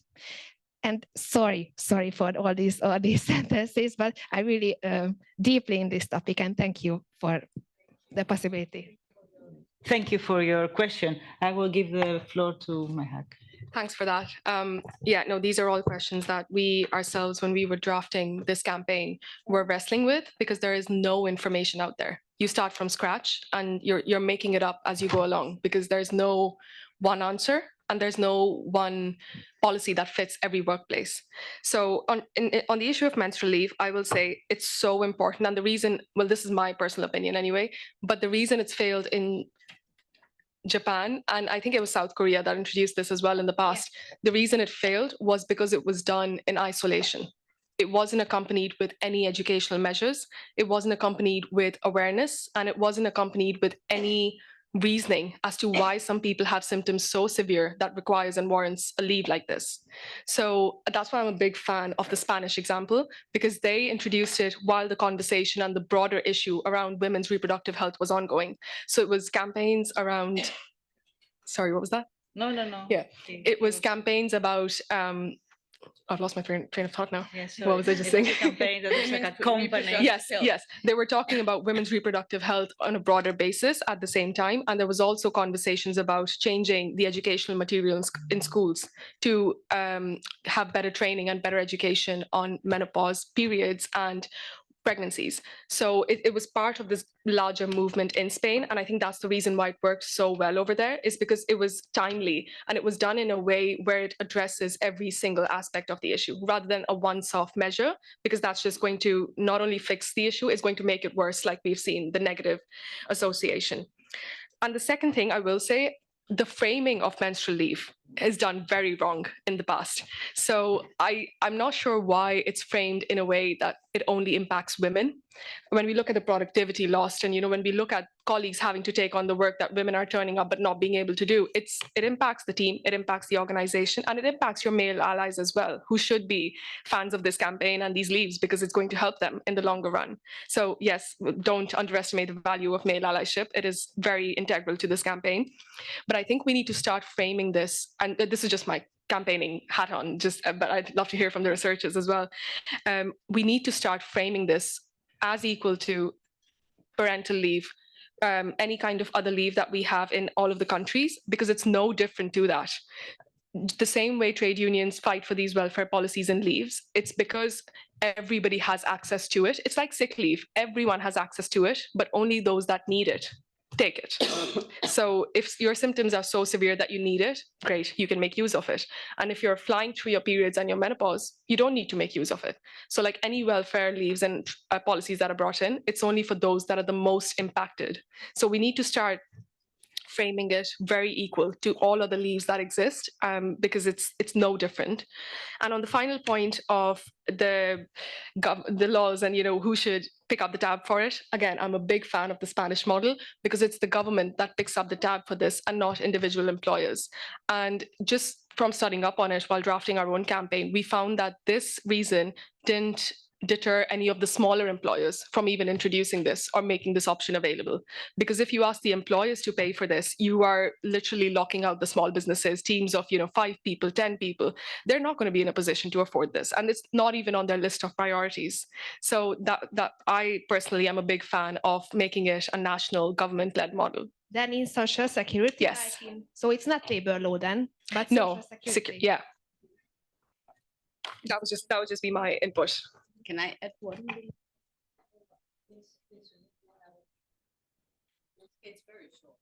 No, I just wanted to add that when we discussed it, we took a very conscious decision to make it a leave that did not require a doctor's note. Because we think, honestly, that women's health have been in the hands of doctors long enough. And we didn't think that the doctor should be the evaluator of whether or not women needed this leave. And again, when I talk about women, I talk about the biological aspect of being women. So that was clear for us. And at least if I were to formulate a policy and I'm in a job where we can, that would also be the type of policy we would formulate. Okay. Yo he sido abogada laboralista durante 26 años. Uy, me oigo. Y entiendo perfectamente desde el punto de vista de los procedimientos jurídicos laborales, entiendo perfectamente las dudas. Pero también es verdad que las normas, las leyes, cuando las valoramos sin perspectiva de género, provocan discriminaciones indirectas que solo se corrigen atravesándolo con perspectiva de género. ¿A qué me refiero con esto? Efectivamente, lo mencionaba yo antes, la baja médica especial no responde a una situación de enfermedad. Pero también sabíamos en España que teníamos que darle una cobertura jurídica procedimental para que las mujeres estemos cubiertas desde el ámbito de la seguridad social, desde el ámbito de los derechos laborales. Decir por delante que la patronal española no estuvo de acuerdo en que esta baja saliera. Es decir, no fue previo a un acuerdo del diálogo social. Es una decisión que toma el gobierno y que apoyamos los sindicatos más representativos y que después fue corroborada y votada en el Parlamento español, pero no fue un acuerdo al que se llegó con la patronal. También es cierto, como dice mi compañera de mesa, que este tipo de normas que cambian estructuras y pensamientos sociales no pueden salir de la nada. Estas normas tienen que responder a un movimiento social. Ese movimiento social en España se ha llamado una marea feminista tremendamente poderosa que ha nacido tras las celebraciones del 8 de marzo. Y una vez que en la agenda política y social están las necesidades, es el momento de llevarlo a las leyes. Porque si no hay apoyo social y político, las normas que benefician a las mujeres fracasan. Fracasan porque quien tiene el poder habitualmente no es feminista, ni apuesta por derrocar o terminar con las discriminaciones directas y es más, por las discriminaciones indirectas que provocan las normas. Por tanto, nosotras el gobierno y nosotras desde las comisiones obreras apoyamos esta decisión, lo que se sale al amparo, como decía ella, de una ley que se llama literalmente Ley de Salud Sexual y Reproductiva y de la Interrupción Voluntaria del Embarazo. En esa ley de salud sexual había muchas más cosas y entre otros se decía que en la salud de las mujeres es importante no acudir con penosidad a trabajar. Nos quedaba sobre la mesa que había que, en España, una prestación de la seguridad social que sigue a una baja médica, que en este caso la denominamos especial para que no se confundan con la enfermedad común, lleva parejo un derecho en lo laboral. Ese derecho en España es la suspensión de la relación laboral mientras que transcurre efectivamente la prestación de la seguridad social. No sé si se entiende bien porque soy consciente de que el sistema español tiene diferencias con algunos otros países europeos, con otros menos. Por tanto, el derecho laboral se corresponde en la empresa con una prestación en la seguridad social. Y efectivamente las prestaciones de la seguridad social lo que garantizan son efectivamente esos derechos. Claro, y yo comparto con la compañera Edelef cuando dice los médicos no tienen que decirnos cuándo acudimos o no a trabajar, pero cuando tenemos un sistema procedimental reglado, donde se ponen dineros públicos a disposición, hay que tener determinadas normas jurídicas que den seguridad jurídica al procedimiento. Y esa seguridad la da el médico efectivamente porque es secundario efectivamente a una patología previa.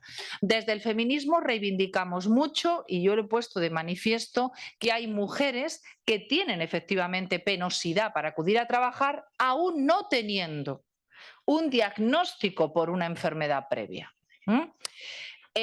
Claro, aquí tenemos muchas dificultades para dar seguridad jurídica